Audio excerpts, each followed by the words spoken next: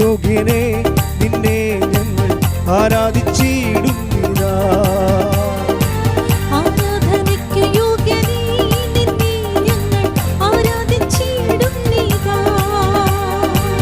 ആഴിയുമൂഴിയും നിർമ്മിച്ച നാഥന് ആത്മാവിൽ ആരാധിക്കാം കർത്താവിനെ നിത്യം സ്തുതിച്ചിടും ഞാൻ. ആത്മാവിൽ ആരാധിക്കാം കർത്താവിനെ നിത്യം സ്തുതിച്ചിടും ഞാൻ. ആരാധനയ്ക്ക് യോഗ്യനെ നിന്നെ ഞങ്ങൾ ആരാധിച്ചിടുന്നിതാ. സ്തുതിച്ചു പ്രാർത്ഥിക്കാം. ഹല്ലേലൂയ ഹല്ലേലൂയ. യേശുവേ, ഒരിക്കൽ കൂടി കൃപാസനത്തിൽ നാളിതുവരെ മരിയനോട് എടുത്തു പോയിട്ടുള്ള എല്ലാ മക്കളെയും താരയിൽ സമർപ്പിച്ച് പ്രാർത്ഥിക്കുന്നു. കൃപാസനത്തിന്റെ എല്ലാ ശുശ്രൂഷ മേഖലകളെ സമർപ്പിച്ച് പ്രാർത്ഥിക്കുന്നു. നിർമ്മാണ പ്രവർത്തനങ്ങളെ സമർപ്പിച്ച് പ്രാർത്ഥിക്കുന്നു. നമ്മൾ മുന്നോട്ട് വെച്ചിരിക്കുന്ന എല്ലാ പുതിയ പ്രേക്ഷിത മേഖലകളെയും ഇയാൾ താരയിൽ സമർപ്പിച്ച് പ്രാർത്ഥിക്കുന്നു. ദൈവത്തിന്റെ മുദ്ര എല്ലാ മേഖലകളിലും ഉണ്ടാകുവാനും എത്രയും വേഗം എല്ലാം ഫലപ്രാപ്തിയിലേക്ക് നയിക്കണമേ എന്ന് ഞാൻ പ്രാർത്ഥിക്കുന്നു. Hallelujah hallelujah. മഹത്വം മഹത്വം. ആരാധന ആരാധന. ഹല്ലേലൂയ. പാപത്താൽ നിറയപ്പെട്ട എന്നെ നിന്റെ പാണിയാൽ പിടിച്ചെടുത്തു. പാപത്താൽ നിറയപ്പെട്ട എന്നെ നിന്റെ പാണിയാൽ പിടിച്ചെടുത്തു.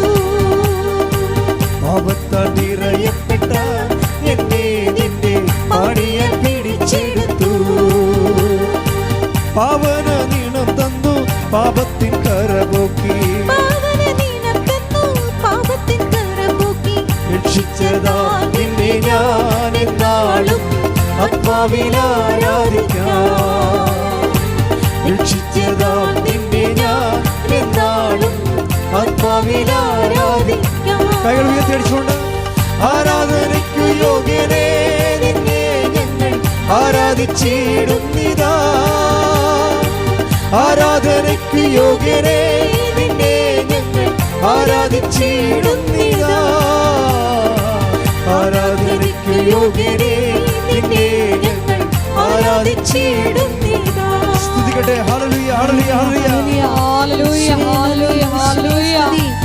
ആരാധന വിവിധങ്ങളായ ദൈവത്തിന്റെ ദുരന്ത മുഖങ്ങളോട് പൊരുതുന്ന മക്കളെ സമർപ്പിച്ചു പ്രാർത്ഥിക്കുന്നു. പരിശുദ്ധ അമ്മേ, മാതാവേ, നമ്മുടെ കൂടെ യേശുവേ നന്ദി. ആരാധന ആരാധന. ഹല്ലേലൂയ ഹല്ലേലൂയ ഹല്ലേലൂയ. മഹത്വം മഹത്വം മഹത്വം. ആരാധന ആരാധന ആരാധന. ഹല്ലേലൂയ ഹല്ലേലൂയ ഹല്ലേലൂയ ഹല്ലേലൂയ. യേശുവേ നന്ദി. ഹല്ലേലൂയ ആരാധന. ഹല്ലേലൂയ ഹല്ലേലൂയ ഹല്ലേലൂയ. യേശുവേ സ്തുതി. ആരാധന.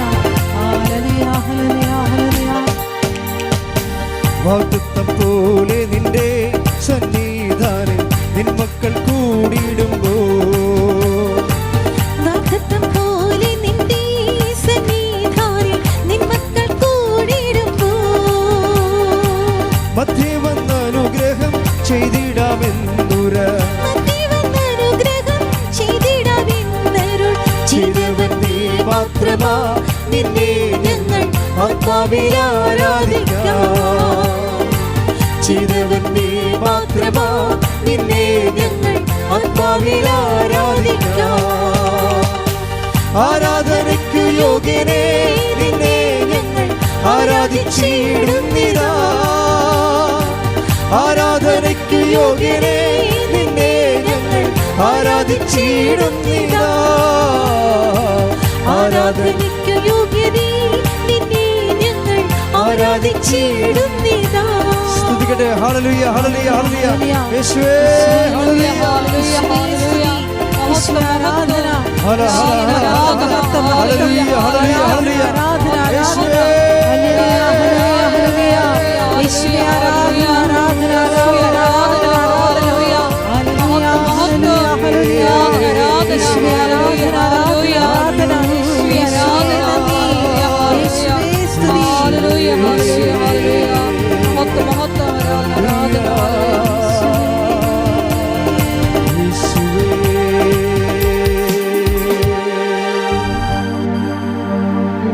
എല്ലാ ദിവസവും 5:30 ചെറിയൊരു പ്രത്യക്ഷ പ്രാർത്ഥന, അതിൻ്റെ കൂടെ വരുന്ന അന്നത്തെ ആവശ്യത്തിന് വേണ്ടിയുള്ള നിയോഗ പ്രാർത്ഥന, അതിനു വേണ്ടിയുള്ളൊരു ഒരു വചനം, അതിൻ്റെ അന്നത്തെ എക്സ്പ്ലനേഷൻ തന്നിട്ട് നിങ്ങളെ ഞാൻ ആശ്രയിച്ചാണ് എല്ലാ ദിവസവും വിടുന്നത്.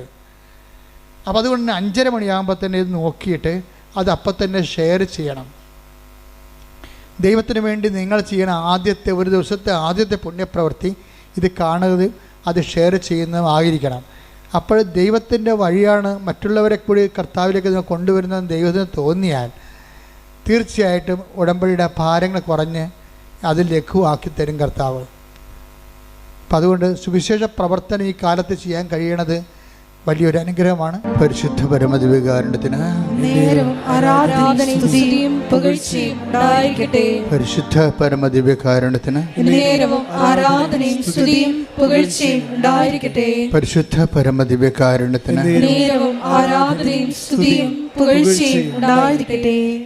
നിന്റെ പ്രിയപ്പെട്ടവരെ ഇപ്പോഴ് പ്രാർത്ഥിച്ചപ്പോൾ ജസ്റ്റ് വചനം പ്രാർത്ഥിച്ച് ഓപ്പൺ ചെയ്തപ്പോൾ കിട്ടിയ സന്ദേശം സഖറിയായുടെ പുസ്തകമാണ്. സഖറിയ 8-ാം അധ്യായം 12-ാമത്തെ വാക്യം. സഖറിയ 8-ാം അധ്യായം 12-ാമത്തെ വാക്യമാണ് ഇപ്പോഴീശോ പ്രാർത്ഥനയെ സന്ദേശമായി നമുക്ക് നൽകുന്നതെന്ന് കരുതാം. വായിച്ചുള്ളൂ. ഞാൻ സമാധാനം വിതയ്ക്കും, മുന്തിരി ഫലം നൽകും, നിലം വിളവ് നൽകും, ആകാശം മഞ്ഞു പൊഴിക്കും. ഈ ജനത്തിൽ അവശേഷിക്കുന്നവർ ഇതെല്ലാം അവകാശമാക്കാൻ ഞാൻ ഇടയാക്കും. ഇപ്പം നമ്മൾ ജസ്റ്റ് നിങ്ങൾ കണ്ടതാണ്. അച്ഛൻ ജസ്റ്റ് പ്രാർത്ഥിച്ച് വിശ്വാസപ്രമാണം ചൊല്ലി വചനം തുറന്നപ്പോൾ കർത്താവ് നൽകിയ സന്ദേശമാണ്. എന്താണിത്? സഖറിയയുടെ പുസ്തകത്തിൽ 12-ാം അധ്യായം 8-ാമത്തെ അധ്യായം 12-ാമത്തെ തിരുവചനം എന്താ പറയണത്?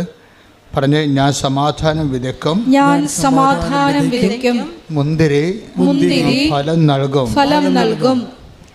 നിലം വിളവ് നൽകും, ആകാശം മഞ്ഞു പൊഴിക്കും. ഈ ജനത്തിൽ അവശേഷിക്കുന്നവർ ഇതെല്ലാം അവകാശമാക്കാൻ ഞാൻ ഇടയാക്കും. അധ്വാനത്തിൻ്റെ മുന്തിരി ഫലം നൽകുമെന്ന് പറയുന്നത് നമ്മുടെ അധ്വാനത്തിന് ഫലം ലഭിക്കുമെന്നാണ്. പിന്നെന്താ അതിൻ്റെ അത് പറയണത്? മുന്തിരി ഫലം നൽകും, പിന്നെ നിലം വിളവ് നൽകും. അതും സെയിമാണ്. നമ്മൾ ഏത് മേഖലയാണ് ജീവിത സാധാരണ മാർഗമായിട്ട് ഉപയോഗിക്കുന്നത്, ആ മേഖലയിൽ നിന്ന് നിനക്ക് അഭിവൃദ്ധിയും അനുഗ്രഹവും ഉണ്ടാകുമെന്നാണ്. ഞാൻ സമാധാനം വിതയ്ക്കും, അതായത് നിനക്ക് സമാധാനം ലഭിക്കുകയും ചെയ്യാം. ഇപ്പോൾ ഭാവിയിൽ സംഭവിക്കാൻ പോകുന്ന കാര്യങ്ങളാണ് സൂചിപ്പിക്കുന്നത്. വിതയ്ക്കും, സമാധാനം വിതയ്ക്കും, മുന്തിരി ഫലം നൽകും, നിലം വിളവ് നൽകും. ഇങ്ങനെയൊക്കെ പറയുന്നതിന് നമ്മൾ ബൈബിളിൽ പറയണത് പ്രത്യാശ നിറച്ച് നൽകുന്നതിന് ബൈബിളിൽ പറയുന്ന വാക്ക് വാഗ്ദാനമെന്നാണ്. ദൈവത്തിൻ്റെ വാഗ്ദാനമാണത്. നിങ്ങൾക്കറിയാമല്ലോ, ഉടമ്പടിയുടെ ഒരു നിലനിൽപ്പ് തന്നെ അടിസ്ഥാനം ആശ്രയം എന്താണ്? ഉടമ്പടി എന്തിനാണ് ബേസ് ചെയ്യണത്?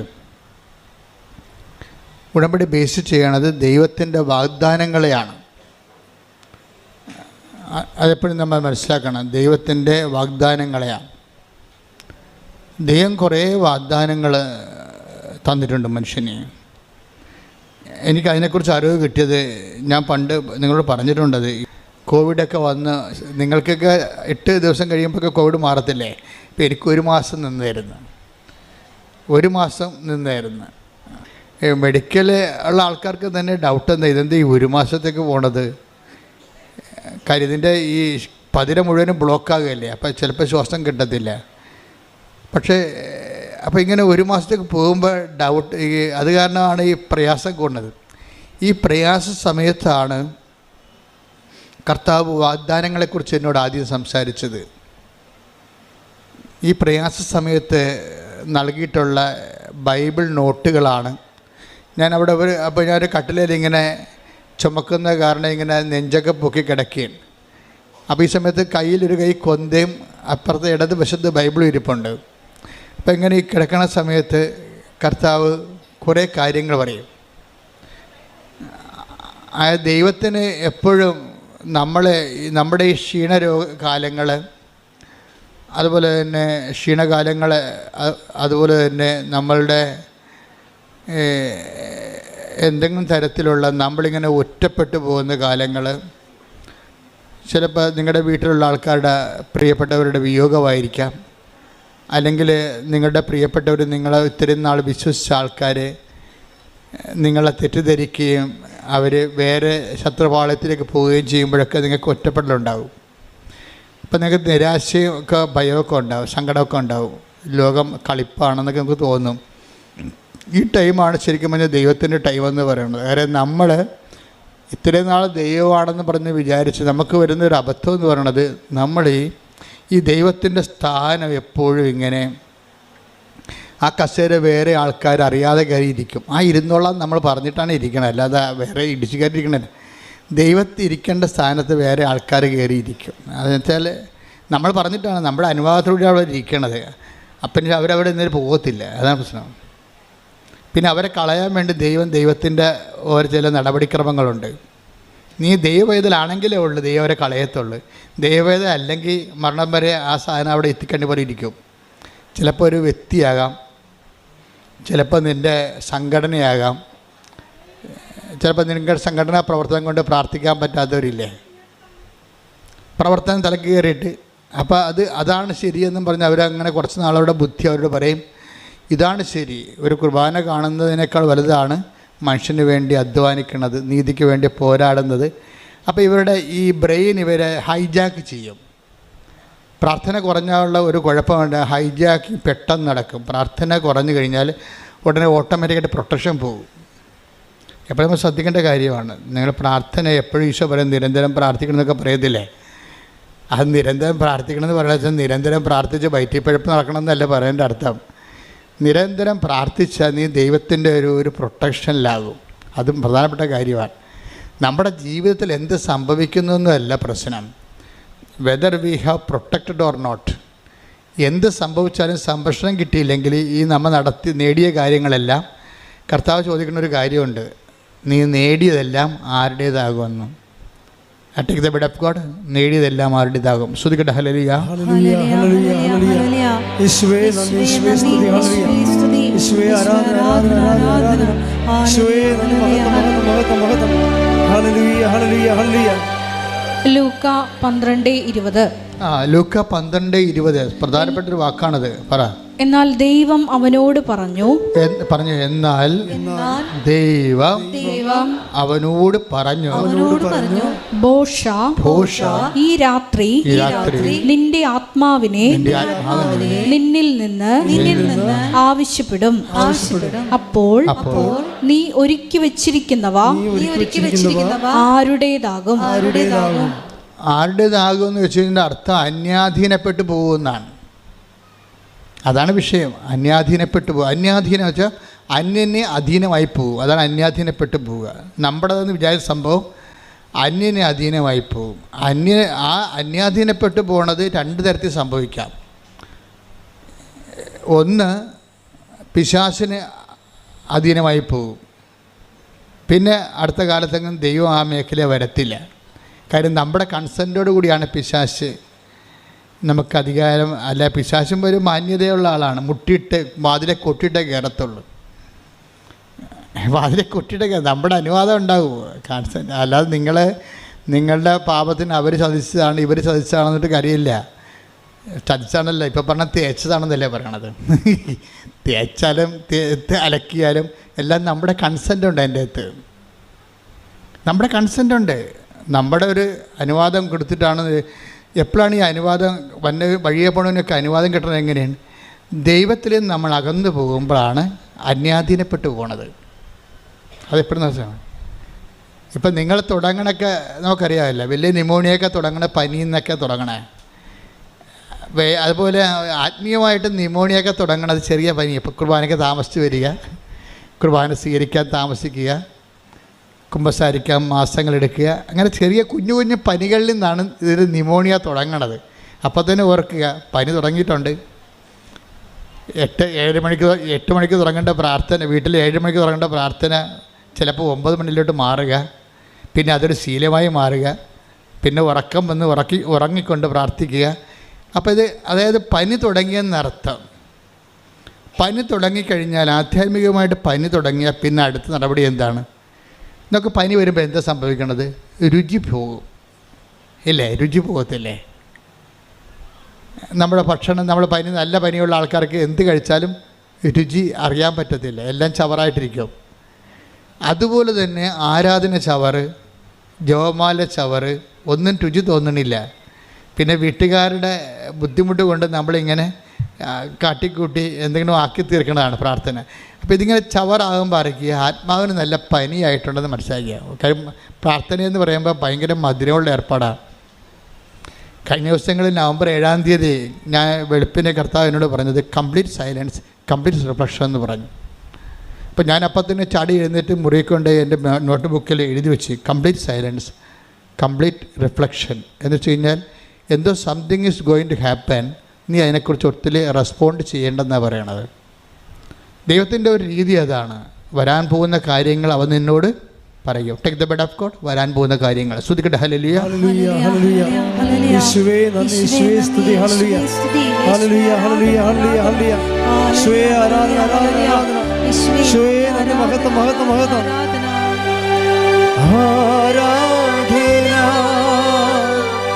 ആരാധന, ആരാധന, ആരാധന, ആരാധന,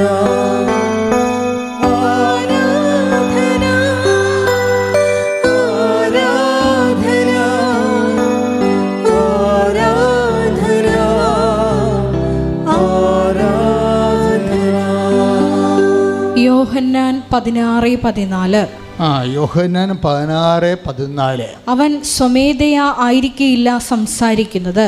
പറഞ്ഞ അവൻ സ്വമേധയാ ആയിരിക്കില്ല സംസാരിക്കുന്നത്. അവൻ കേൾക്കുന്നത് മാത്രം സംസാരിക്കും.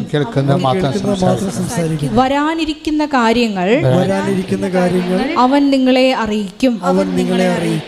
അപ്പോൾ ഇത് അതായത് ഫ്യൂച്ചർ പ്രൊട്ടക്ഷൻ, വരാൻ പോകുന്ന കാര്യങ്ങളെക്കുറിച്ച് നമ്മൾക്ക് വാഗ്ദാനത്തിനുള്ള ഒരു ഗുണം ഇതാണ്. നിനക്ക് വാഗ്ദാനം പ്രാപിക്കാൻ പോകുമ്പോൾ വാഗ്ദാനം നൽകിയാൽ വാഗ്ദാനങ്ങളെ സംരക്ഷിക്കുകയും ചെയ്യും. വരാൻ പോകുന്ന കാര്യങ്ങളെ ദൈവം സംരക്ഷിക്കുകയും ചെയ്യും. അപ്പോൾ ഇതുപോലെ തന്നെയാണ് വരാൻ പോകുന്ന കാര്യങ്ങളെക്കുറിച്ച് നിനക്കൊരു നോട്ട് തരും ദൈവം. കാരണം ഏറ്റവും നല്ലത് ഉടമ്പടി തന്നെയാണ്. ഇപ്പം ഞാൻ നിങ്ങളോട് പറഞ്ഞിട്ടില്ലേ 48 വർഷമായി ഞാൻ ശരിക്കും ഈ സഭയിൽ ചേർന്നിട്ട്. 38 കൊല്ലത്തെ പൗരോഹിത്യവും 10 കൊല്ലത്തെ ട്രെയിനിങ്ങും പൗരോഹിത്യം, അപ്പോൾ 48 കൊല്ലമായി. അപ്പോൾ എനിക്ക് 2 കൊല്ലം കൂടി ഞാൻ സഭയിൽ ചേർന്നിട്ട് സുവർണ ജൂബിലി ആവും, 50 കൊല്ലമാവും. ഈ 50 കൊല്ലം സഭയിൽ ജീവിക്കുമ്പോൾ നമുക്ക് മനസ്സിലാകുന്ന ഒരു കാര്യമുണ്ട്. എന്താ കാര്യം? അതായത് ദൈവം ഇങ്ങനെ ആൾക്കാരെ പ്രൊട്ടക്റ്റ് ചെയ്യും, സംരക്ഷിക്കും.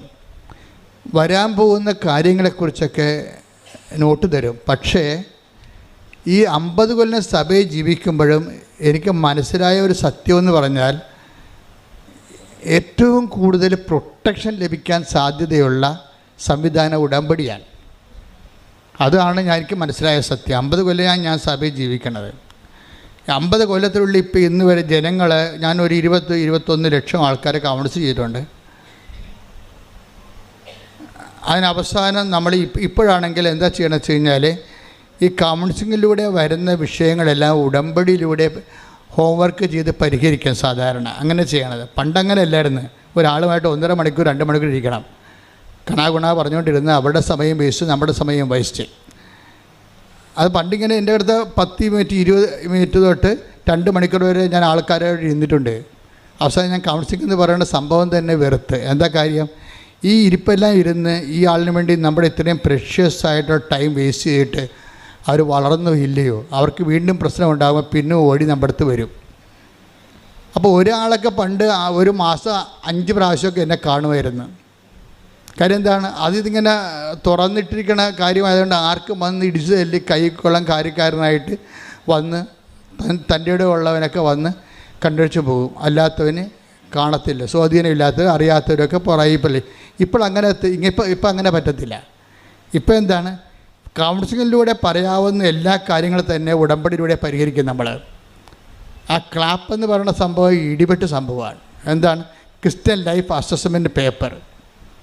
എല്ലാ കാര്യങ്ങളുടെയും കൗൺസിലിങ്ങിൻ്റെ എല്ലാത്തിൻ്റെ അടിസ്ഥാനം എന്താണ്? ക്രിസ്തുവിനെ നീ അറിയുക എന്നുള്ളതാണ് സംഭവം. എല്ലാം പരിഹരിക്കണം. എന്താണ്? He is the wonderful councillor. അവൻ എന്താണ്? വിസ്മയവഹനായ ഉപദേഷ്ടാവ്. Take the word of God. അവൻ വിസ്മയവഹനായ ഉപദേഷ്ടാവ്. ശ്രുതികട ഹല്ലേലൂയ.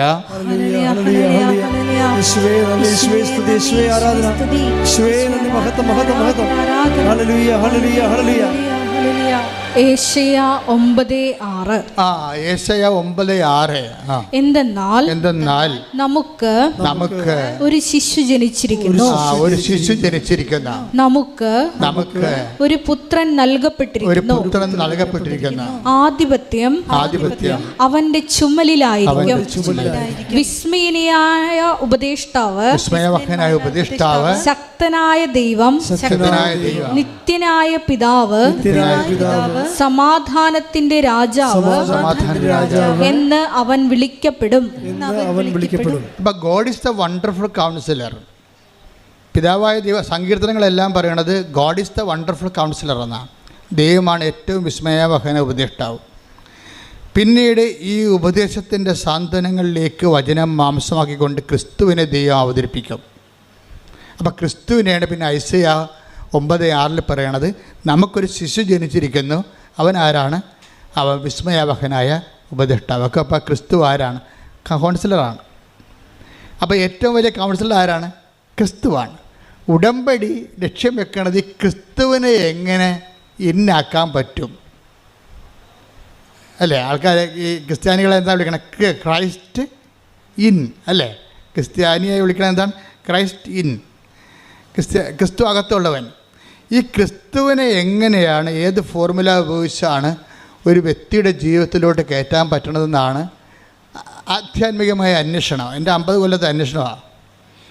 അങ്ങനെയാണ് ദൈവം നമുക്ക് ഉടമ്പടി വെളിപ്പെടുത്തി തരണത്. ഉടമ്പടിയിലേക്ക് വരുമ്പോൾ എന്താ പറയണത്? എല്ലാ വാഗ്ദാനങ്ങളും ക്രിസ്തുവിലെ അതേ തന്നെയാണ്. നമുക്കറിയാമല്ലോ, ഇപ്പോൾ കോവിഡ് പിടിച്ച് ഞാൻ കിടന്ന കാലത്തെ ദൈവം വാഗ്ദാനങ്ങളെക്കുറിച്ച് സംസാരിച്ചപ്പോൾ 8855 വാഗ്ദാനങ്ങളെന്നും ഒരു ബൈബിളിൻ്റെ ഒരു സെക്ഷനിൽ പറയണത് ഒരു ലെവലിൽ ദൈവശാസ്ത്രജ്ഞന്മാർക്ക് ബൈബിൾ തിയോളജിയൻസിന് 2 കോൺസെപ്റ്റാണ് ഉള്ളത് വാഗ്ദാനങ്ങളെക്കുറിച്ച്. അപ്പോൾ ഒരു പറ്റം ദൈവശാസ്ത്രജ്ഞന്മാർ പറയണത് ദൈവവചനത്തിൽ 8855 വാഗ്ദാനങ്ങളുണ്ടെന്നാണ്. മറ്റൊരു പറ്റം ദൈവശാസ്ത്രജ്ഞന്മാർ പറയണത് 8885 വാഗ്ദാനങ്ങളുള്ളതാണ്. അപ്പോൾ ഈ വാഗ്ദാനങ്ങളാണ് മനുഷ്യൻ്റെ. അപ്പോൾ അതിൻ്റെ അകത്ത് ഇമ്മാനുവൽ പ്രവചനം, ക്രിസ്തുവിൻ്റെ മനുഷ്യാവതാരം, ക്രിസ്തു നമ്മളിലേക്ക് വരണതും എല്ലാം അതിൻ്റെ അകത്ത് വാഗ്ദാനത്തിൻ്റെ ഭാഗമാണ്. അപ്പോൾ ഇത് നമ്മളെപ്പോഴും ടാർഗറ്റ് ചെയ്യേണ്ടത് ക്യാപിറ്റൽ കവനൻ്റ്, ക്യാപിറ്റലായിട്ടുള്ള പ്രോമിസ് എന്താണെന്ന് നോക്കും. അതെന്താണ്? ക്രിസ്തുവാണ്. എല്ലാ 8855 വാഗ്ദാനങ്ങളുണ്ടെങ്കിൽ ഈ 8855 വാഗ്ദാനങ്ങൾ ഒരു മനുഷ്യൻ പ്രാപിക്കാൻ പറ്റിയ ഷോർട്ട് കട്ട് എന്താണ്? ക്രിസ്തുവാണ്. ഉടമ്പടി അന്വേഷിക്കുന്നത് അതാണ്. എല്ലാ വാഗ്ദാനങ്ങളുടെയും തലപ്പെട്ട വാഗ്ദാനമായ ക്രിസ്തുവിനെ ഒരു വ്യക്തി നേടിയാൽ അവനോടുകൂടി എല്ലാം ചേർത്ത് നൽകപ്പെടും. അതുകൊണ്ടാണ് പൗലോസ് അപ്പോസ്തലനില്ലേ, പൗലോസ് അപ്പോസ്തലൻ പറയും 2 കൊരിന്ത്യർ 1:20 എടുത്തേ. ശ്രുതികട ഹല്ലേലൂയ. ദൈവത്തിന്റെ സകല വാഗ്ദാനങ്ങളും പറഞ്ഞ ദൈവത്തിന്റെ സകല വാഗ്ദാനങ്ങൾ. സകല വാഗ്ദാനങ്ങളും 8855 വാഗ്ദാനങ്ങൾ. ക്രിസ്തുവിൽ അതേ എന്ന് തന്നെ. മനസ്സിലായല്ലേ? ഇത് മുഴുവനും വാഗ്ദാനങ്ങൾ. നമ്മൾ ഓരോരോ വാഗ്ദാനങ്ങൾ, ഇപ്പം പച്ചമുളക് മേടിക്കാൻ വേണ്ടി ഒരു ചേടത്തിയിടുക, അവിടെ ചേനയും പച്ചമുളകുമായിട്ടൊരു ചേടത്തി ചന്തയിരിപ്പുണ്ട് ഇല്ലേ? അവിടെ അപ്പോൾ ചേനയും അല്ലെ പുള്ളി കച്ചവടം. ചില വണ്ടി തള്ളിക്കൊണ്ട് പോകണം കണ്ടിട്ടില്ലേ? ഉള്ളി എന്നും പറഞ്ഞു, അതിൻ്റെ അത് ഉള്ളി മാത്രമേ കാണത്തുള്ളൂ. ഞാൻ തന്നെ ഓർക്കുന്നത് എങ്ങനെ ജീവിക്കുമെന്ന് ഈ ഉള്ളി. വെളുത്തുള്ളി എന്നും പറഞ്ഞുകൊണ്ട് ഒരു വണ്ടി ഞാൻ ചേർത്തലൊക്കെ ഉണ്ടായിരുന്നു. അപ്പോൾ ഒരു 10-20 കിലോ വെളുത്തുള്ളി കിടപ്പുണ്ട്. അപ്പോൾ നമ്മൾ രാവിലെ ചെല്ലുമ്പോൾ വെളുത്തുള്ളി ആൾക്കാർ മേടിക്കുക. ഇങ്ങനെ ഇത്രയും വെളുത്തുള്ളി ആൾക്കാർക്ക് എന്തിനാണ്? പക്ഷേ വൈകുന്നേരം വരുമ്പോൾ വെളുത്തുള്ളി ഒന്നും കാണത്തില്ല. ആൾക്കാർ അച്ചാറിടാൻ മേടിച്ചുകൊണ്ട് പോയി. അതാ സംഭവം. അപ്പോൾ പക്ഷേ ഇങ്ങനെ വെളുത്തുള്ളിക്ക് ഒരു കടയിൽ പോയി, പച്ചമുളകിന് വേറെ കടയിൽ പോയി, അരിക്ക് വേറെ കടയിൽ പോയി. അപ്പോൾ ഓരോ വാഗ്ദാനങ്ങൾക്കും ഓരോ മാർഗത്തിലല്ല. അതുകൊണ്ടാണ് ബൈബിൾ പറയണത് ഈ 8855 വാഗ്ദാനങ്ങൾ നിങ്ങൾക്ക് കിട്ടാൻ വേണ്ടി ഒരു മാർഗമുണ്ട്. എന്താണ്?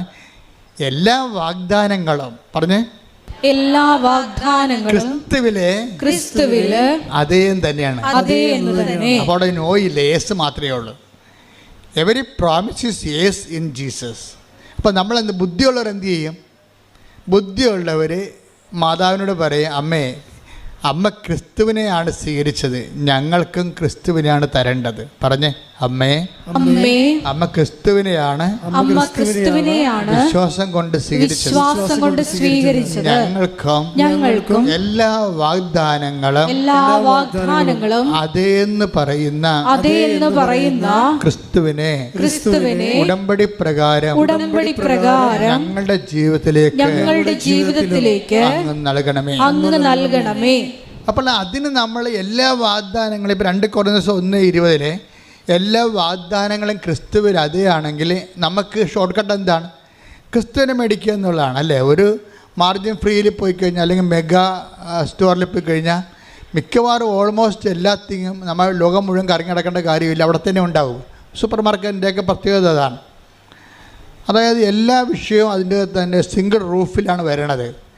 അപ്പോൾ ദൈവത്തിൻ്റെ എല്ലാ വാഗ്ദാനങ്ങളും ക്രിസ്തുവിൽ അതേ എന്നാണ്. നിങ്ങൾ ക്രിസ്തുവിനെയാണ് അമ്മയെടുക്കുകയെന്ന് ഉടമ്പടി പ്രകാരം ചോദിക്കുകയാണെങ്കിൽ കാര്യം കുറച്ച് എളുപ്പമാകും.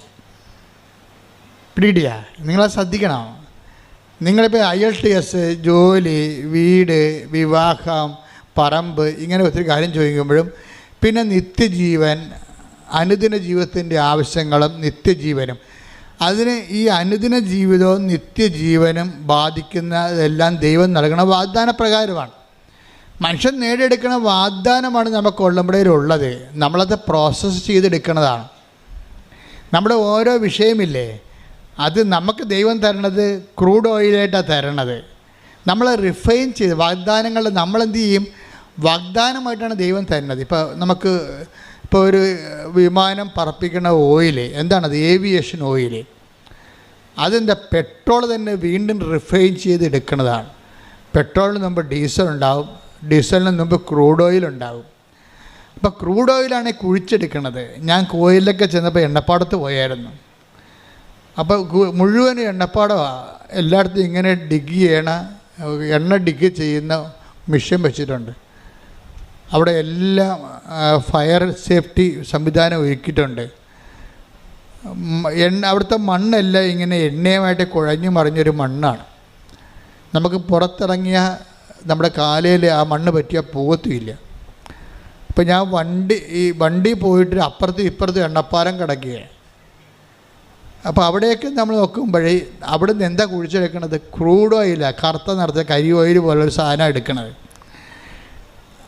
അതാണ് പിന്നെ പ്രോസസ്സ് ചെയ്ത് റിഫൈൻ ചെയ്തിട്ട് പിന്നെ ഡീസലാക്കും. പിന്നെ എന്ത് ചെയ്യും? പിന്നെ അത് വീണ്ടും റിഫൈൻ ചെയ്തിട്ട് ശുദ്ധീകരിച്ചിട്ട് നമ്മൾ പെട്രോളാക്കും. പെട്രോൾ വീണ്ടും ശുദ്ധീകരിച്ചിട്ടാണ് പിന്നെ ഏവിയേഷൻ ഓയിലൊക്കെ ആക്കണത്. ഇതുപോലെ തന്നെയാണ് വാഗ്ദാനങ്ങളിൽ വരണത്. വാഗ്ദാനങ്ങളെ ദൈവം നമുക്ക് നൽകുന്ന വാഗ്ദാനങ്ങളാണ്. നമ്മൾ അതിന് ഓരോ തരത്തിലുള്ള ആ വാഗ്ദാനങ്ങളെ ഓരോ സിസ്റ്റത്തിലേക്ക് കയറ്റിയിട്ടാണ് നമ്മൾ അതിനെ റിഫൈൻ ചെയ്തെടുക്കുന്നത്. ഒരു വാഗ്ദാനങ്ങൾ നമ്മൾ ആദ്യം കയറ്റണ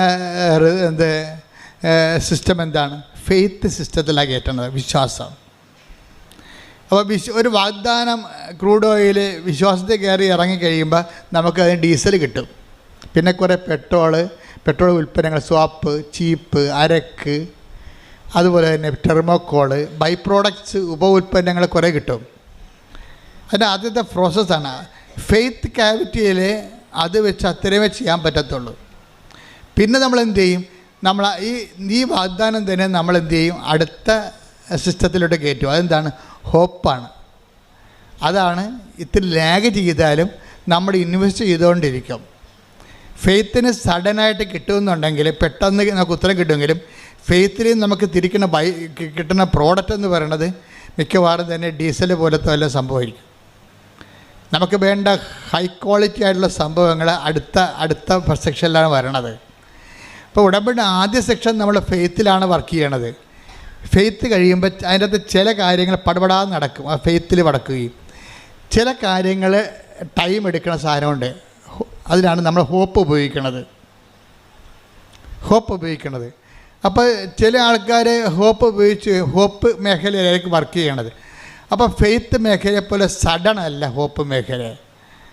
കാരണം അതിനകത്ത് പിന്നീട് ഈ ബൈ പ്രോഡക്ട്സ് കുറവായിരിക്കും. പിന്നെ വരാൻ പോണത് അടുത്തത് ഡീസൽ കഴിഞ്ഞാൽ പിന്നെ പെട്രോളാണ് വരണത്.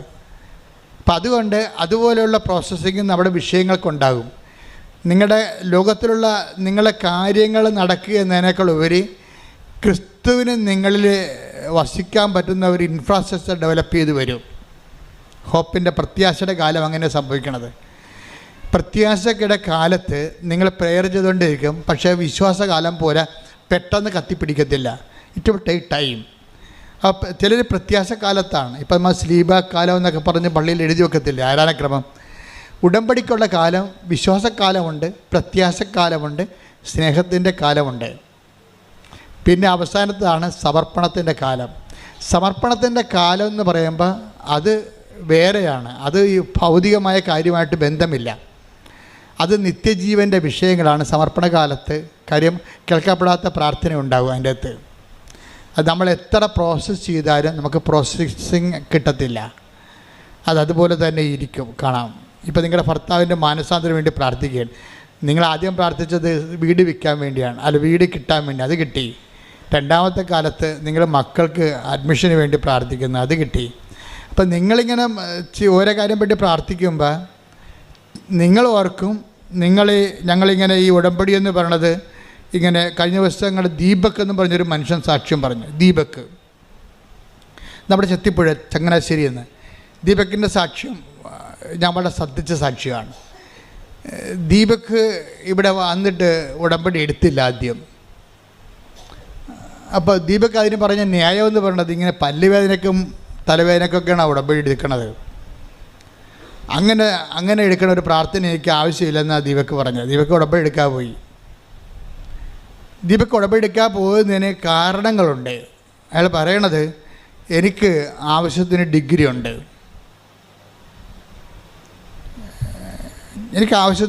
ഉണ്ട്, പിന്നെ എന്താ ഉള്ളത്, എനിക്ക് ആവശ്യത്തിന് ആരോഗ്യമുണ്ട്. അതൊക്കെ ശരിയാണ്. അയാളെ കണ്ടാൽ പറയുന്നത് നല്ല ആരോഗ്യമുള്ള മനുഷ്യനാണ്. പിന്നെന്താ, എനിക്ക് നല്ല സൗന്ദര്യമുണ്ട്, നല്ല പേഴ്സണാലിറ്റി ഉണ്ട്.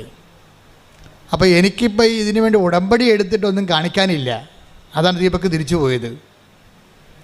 കാര്യം എന്താ, എനിക്ക് ആവശ്യത്തിന് എക്സ്പീരിയൻസ് ഉണ്ട് എൻ്റെ പ്രൊഫഷനിൽ.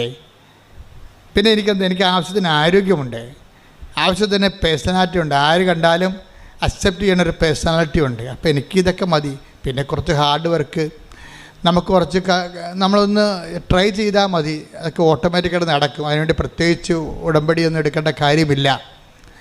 അപ്പോൾ അയാൾക്ക് നല്ല കോൺഫിഡൻസാണ്. എന്തിൽ?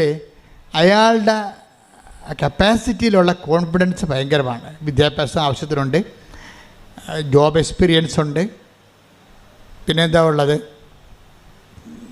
നല്ല ആരോഗ്യമുണ്ട്, 10 മനുഷ്യർ കണ്ട തെറ്റ് പറയാത്ത സൗന്ദര്യമുണ്ട്, പേഴ്സണാലിറ്റി. അപ്പോൾ ഇതൊക്കെ നമ്മളൊന്ന് മനസ്സ് വെച്ചാൽ മതി, എല്ലാം നടക്കും എന്നാണ് ദീപക് 13 കൊല്ലം വിചാരിച്ചുകൊണ്ടിരുന്നത്. 13 കൊല്ലം ദീപക് ജീവിത പ്രശ്നങ്ങളെ സമീപിച്ച രീതി എന്താണ്? ഞാൻ ഓക്കെയാണ്, എനിക്ക് ആവശ്യത്തിന് പറഞ്ഞ എല്ലാ ഡിമാൻഡ്സും സാറ്റിസ്ഫൈ ചെയ്യാനുള്ള ഭൗതിക സാഹചര്യമുണ്ട്, ഞാനൊന്ന് മനസ്സ് വെച്ചാൽ മതി, അത്രയേ ഉള്ളൂ. പക്ഷേ ദീപക്ക് പറയണത്, ഞാനിങ്ങനെ മനസ്സ് വെച്ചിട്ടും എനിക്കൊരു പ്രൊമോഷൻ ആകണില്ല. എനിക്ക് കിട്ടിയ മിനിമം ശമ്പളത്തിലൊരു ജോലി ഞാൻ ചെയ്തുകൊണ്ട് അങ്ങനെ പോവുകയാണ്. അതിൽ നിന്ന് എനിക്ക് എൻ്റെ കപ്പാസിറ്റി അനുസരിച്ച് അതിൻ്റെ ഇരട്ടി ശമ്പളം കിട്ടാനുള്ള പ്രൊമോഷൻ കിട്ടേണ്ടതാണ്. പക്ഷേ 13 ഞാൻ കിട്ടും, ഇപ്പം കിട്ടും, നാളെ കിട്ടുമെന്നും പറഞ്ഞുകൊണ്ട് ഞാൻ എൻ്റെ ആരോഗ്യത്തിലും സൗന്ദര്യത്തിലും എൻ്റെ സർട്ടിഫിക്കറ്റിലും ഒക്കെ വിശ്വസിച്ചുകൊണ്ട് ഞാനിങ്ങനെ 13 കൊല്ലം എൻ്റെ അത് തളയിരിക്കും. പിന്നീട് 13ാമത്തെ കൊല്ലം എനിക്ക് മനസ്സിലായി, ഞാൻ വൈഫിൻ്റെ കൂടെ ഇവിടെ വന്നതാണ്. അപ്പോൾ എനിക്ക് മനസ്സിലായി, ഇവിടെ ആൾക്കാർക്ക് ഉടമ്പടിയെടുത്ത് സാക്ഷ്യം പറയണതൊക്കെ ഇങ്ങനെ ഓരോരോ കാര്യത്തിന് ഉടമ്പെടുക്കേണ്ട കാര്യമില്ല. ആ സാക്ഷ്യമൊക്കെ കേട്ടപ്പോൾ അയാൾക്ക് അങ്ങനെ ഇഷ്ടപ്പെട്ടില്ല. കാരണം മനുഷ്യന്മാരൊക്കെ ഓരോ സാക്ഷ്യം പറയേണ്ടത് അയാളേക്കാൾ ക്വാളിറ്റി കുറഞ്ഞ മനുഷ്യരാണ്. അതാണ് പുള്ളി നോക്കണത്. അയാളേക്കാൾ ക്വാളിറ്റി കുറഞ്ഞ ആൾക്കാർ അവരുടെ കുറച്ച് ഭൗതിക കാര്യങ്ങൾക്ക് വേണ്ടി ഏതാണ്ടൊക്കെ എഴുതിയിട്ട് പ്രാർത്ഥിക്കണം, എന്ത് പരിപാടിയാണ്, ഇതൊന്നും എനിക്ക് ആവശ്യമില്ല എന്നുള്ളതാണ് ദീപക്കിൻ്റെ കിട്ടിയ ഇവിടെ വന്നപ്പോൾ കിട്ടിയ ഒരു അസസ്മെൻ്റ്. അതാണ്. അതിന് അദ്ദേഹം 2 പ്രാവശ്യം ഉടമ്പെടുക്കാൻ പോയി. പക്ഷേ ലൈഫിനാണെങ്കിൽ ഒരു മാറ്റമില്ല. തൻ്റെ പഴയ ജോലിയും ആ മിനിമം ശമ്പളവും ഒക്കെ ആയിട്ട് ജീവിക്കുന്നു. പക്ഷേ കുഞ്ഞുങ്ങളൊക്കെ വളർന്നു വരണ കാരണം കൂടുതൽ ഫൈനാൻസ് സാമ്പത്തികം വേണം. പക്ഷേ തനിക്ക് മുടക്കാൻ പറ്റണില്ല. തൻ്റെ കഴിവനുസരിച്ച് ജോലി കിട്ടണമില്ല, അതിനെ പറ്റിയ ഉയർന്ന ജോലി കിട്ടണില്ല. എല്ലാ ഇൻ്റർവ്യൂവിനും പോകും, അവർ ഓക്കെ ആണെന്ന് പറയും, പക്ഷേ ജോലി കിട്ടത്തില്ല. എന്നിട്ട് പഴയ ജോലി തന്നെ കണ്ടിന്യൂ ചെയ്യും. അങ്ങനെ 13 വർഷം കഴിഞ്ഞപ്പോഴാണ് പുള്ളിക്ക് തോന്നി, ഇനിയിപ്പോൾ എൻ്റെ കയ്യിൽ നിന്ന് പോയല്ലോ എന്ന് വിചാരിച്ചു. അതാണ് വിഷയം. ഉടമ്പടിയിലോട്ട് മനുഷ്യൻ വരണ ഒരു ടൈമെന്ന് പറയണത് ജീവിതം നമ്മുടെ കയ്യിൽ നിന്ന് പോകണം പോലെ നമുക്ക് തോന്നണം. നിങ്ങൾക്ക് പലപ്പോഴും അങ്ങനെ തോന്നിയല്ല ഉടമ്പടി എടുത്തിരിക്കണത്. നിങ്ങളുടെ കൂട്ടുകാരത്തി ഉടമ്പടി എടുക്കാൻ പോയപ്പോൾ എന്നാൽ ഞാനും വന്നെന്ന് പറയും. എനിക്ക് ഒറ്റയ്ക്ക് പോകാൻ കഴിയല്ലേ, ഞാൻ പല ദിവസമായിട്ട് ഉടമ്പടി എടുക്കണം വിചാരിച്ചതാണ്, അപ്പം നീ ഇപ്പോൾ പോകണ്ടല്ല എന്ന് ഞാനും വന്നു. എന്നുവെച്ചാൽ ഒന്ന് ആലപ്പുഴ വരികയും ചെയ്യാം, പറ്റുമെങ്കിൽ ഒന്ന് ബീച്ചിൽ പോവുകയും ചെയ്യാം, അല്ലെങ്കിൽ ഉടമ്പടി എടുത്ത്. അപ്പോൾ അവർ തർക്കിക്കണ ഇതാണ്, ആദ്യം ഹൗസ് ബോട്ടിൽ പോയിച്ചും അത് ഉടമ്പടി എടുക്കണം, അത് ഉടമ്പടി എടുത്തിട്ട് ഹൗസ് ബോട്ടിൽ പോകണം. അതാണ് പ്രശ്നം. വേറെ പ്രശ്നങ്ങളൊന്നുമില്ല പാവത്തുങ്ങൾക്ക്. അതും തർക്കിച്ചുകൊണ്ടാണ് വരുന്നത്. അപ്പോൾ ചിലർ പറയും, നമ്മൾ ഹൗസ് ബോട്ടിൽ പോയിച്ചും വരുമ്പോൾ ഉടമ്പടി തീർന്നാലും എന്ത് ചെയ്യും? എന്നാൽ പിന്നെ അപ്പോൾ പറയാം, എന്നാൽ പിന്നെ നമ്മൾ ഉടമ്പടി എടുത്തിട്ട് ഹൗസ് ബോട്ടിൽ ചെല്ലാം. അപ്പോൾ ഉടമ്പടി എടുത്തിട്ട് ഉടമ്പടിക്ക് എത്ര ദിവസം നേരം വേണം? അത് 4 മണിക്കൂർ വേണം. അപ്പോൾ ഇത് 4 ഇവിടെ, പിന്നെ 1 മണിക്കൂർ ആകുമ്പോൾ 5 മണിക്കൂർ നടന്ന് അവിടെ ചെല്ലുമ്പോൾ 1 മണിക്കൂർ. അപ്പോൾ നമുക്ക് കൊടുക്കേണ്ടത് 7,000 രൂപ. 7,000 രൂപയ്ക്ക് എത്ര മണിക്കൂർ? നമുക്ക് 5 മണിക്ക് ഇറങ്ങണ്ടേ? അപ്പോൾ അത് നഷ്ടമാണല്ലേ. അപ്പോൾ ഉടമ്പടിയെക്കുറിച്ചല്ല ചിന്തിക്കണത് എന്താണ്? ഹൗസ് ബോട്ടിൽ നമ്മൾ താമസിച്ചത് 4 മണിക്കൂറിൽ നമ്മൾ 8,000 രൂപ കൊടുക്കണ്ടേ എന്നാണ് ചിന്തിക്കേണ്ടത്. ഇങ്ങനെ ഉടമ്പടി എടുക്കണവർ ഉണ്ട്, ഇല്ലെന്നല്ല, ഉണ്ട്. അപ്പോൾ ഒരു ടൈം പാസിന് അകവും കാണാം, താളിയും പറിക്കാം, ആലപ്പുഴയും പോകാം, ഉടമ്പടി എടുക്കാം, ഹൗസ് ബോട്ടിൽ പോകാം. അങ്ങനെ വന്നവരാണ് ഈ പണി മേടിക്കുന്നത്. ജീവിതത്തിൽ പെട്ടുപോയി ജീവിതം കയ്യിൽ നിന്ന് പോയെന്ന് ചിന്തിക്കുന്ന ആൾക്കാരില്ലേ, അവർ ഉടമ്പടി എടുത്ത് അതിൻ്റെ അകത്ത് കൊണ്ട് സ്റ്റിക്ക് ഓൺ ചെയ്യും. കാര്യം അവർക്ക് വേറെ ഓപ്ഷൻ ഇല്ല. അവർ ടൈം പാസിന് ഉടമ്പടി എടുത്തിരിക്കണമല്ല. അവരുടെ ജീവിതം ഇനി മുന്നോട്ട് പോകണമെങ്കിൽ ദൈവം ഇടപെടണം. കാര്യം അവർ നോക്കിയിട്ട് ആരോഗ്യമുണ്ട്, പക്ഷേ അത് വർക്കൗട്ട് ചെയ്യണില്ല. അവർക്ക് പേഴ്സണാലിറ്റി ഉണ്ട്, പക്ഷേ വർക്കൗട്ട് ചെയ്യണില്ല. 13 വർഷമായിട്ട് വർക്കൗട്ട് ചെയ്യണില്ല. നല്ല പ്രൊഫഷനുണ്ട്, നല്ല ശമ്പളം, നല്ല സർട്ടിഫിക്കറ്റ് ഉണ്ട്, പക്ഷേ വർക്കൗട്ട് ചെയ്യണില്ല. ഇങ്ങനെ ഇതൊന്നും നടപടിയിൽ വരാത്തപ്പോഴാണ് ആൾക്കാർ ഉടമ്പടി എടുക്കുന്നത്. പക്ഷേ ഉടമ്പടി എടുക്കുമ്പോൾ ഉണ്ടാകുന്ന പ്രശ്നമെന്ന് പറയണത്, ഇത് ബൈലാറ്ററൽ എഗ്രിമെൻ്റ് അല്ലേ. ഇപ്പം ദീപക്ക് എന്താ സംഭവിച്ചത്? ദീപക്ക് ഉടമ്പടി എടുത്ത് ജീവിതം കയ്യിൽ നിന്ന് പോയെന്ന് കണ്ടപ്പോൾ പുള്ളിക്കാരനെ ഉടമ്പടി എടുത്ത് എന്ത് ചെയ്ത്? ആ ഉടമ്പടി പത്രവും ആ ഉടമ്പടി തിരിയും കാശുരൂപവും ഉപ്പും തൈലും എല്ലാം കൊണ്ടേ പുള്ളി പെട്ടി വെച്ച് പൂട്ടി. എന്നിട്ട് കൂട്ടുകാരൻ്റെ കല്യാണത്തിന് പോയി. പിന്നെ ചെയ്യാമെന്നും പറഞ്ഞു. അതാണ് സംഭവം. അപ്പം തന്നെ ഒരു തീരുമാനമാകും ഉടമ്പടിക്ക്. മനസ്സിലായില്ലേ? ഇതാണ് എല്ലാവർക്കും എൻ്റെ അബദ്ധം. അതാണേ ദീപക്ക് ചെയ്തിരിക്കണത്. ഇത് അപ്പോഴതിൻ്റെ അർത്ഥം വെച്ച് കഴിഞ്ഞാൽ ഇത് വർക്കൗട്ട് ചെയ്യുമായിരിക്കും, ചെയ്താൽ കൊള്ളാം. എന്നാൽ വരട്ടെ, നമുക്ക് എല്ലാം ഒന്ന് സെറ്റ് ചെയ്തിട്ട് പതുക്കെ തുടങ്ങാം എന്നൊക്കെ പറഞ്ഞുകൊണ്ട് നമ്മളീ പതുക്കെ തുടങ്ങാമെന്ന് വെച്ച് കഴിഞ്ഞാൽ ഉടമ്പടിയിൽ ദൈവത്തിൻ്റെ ഒരു കാര്യവും പതുക്കെ നടക്കത്തില്ല. അത് എപ്പോഴും ഓർത്തേക്കണം. ഒന്നാമത് മരിയ സ്പിരിച്വാലിറ്റി എന്ന് പറയണത് ദൈവവചനം കേട്ടാൽ അപ്പം തന്നെ സാംസൺ എന്താ ചെയ്യുക, ഫിലിസ്ത്യന്മാരുടെ പാളയത്തിലേക്ക് കുറുക്കന്മാരെ എടുത്തിട്ട് 100 കുറുക്കന്മാരെ എടുത്തിട്ട് കുറുക്കന്മാരുടെ വാലയിൽ പഴന്തുണി കെട്ടിയിട്ട് എണ്ണ ഒഴിച്ചത്. എന്നിട്ട് കുറുക്കന്മാരുടെ വാലയിൽ 100 കുറുക്കന്മാരുടെ വാലിൽ പഴന്തുണി ചുറ്റിയിട്ട് എണ്ണ ഒഴിച്ചിട്ട് അത് കത്തിച്ച്.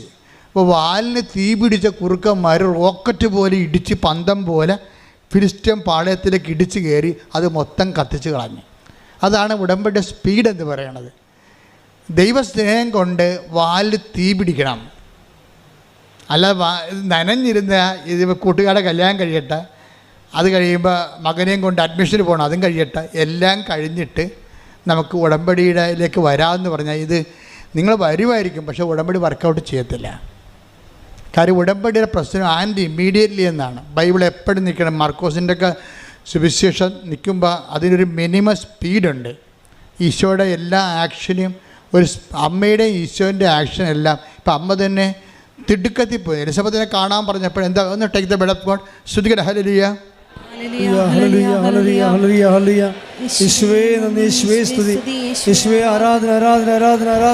ലൂക്ക 1:39.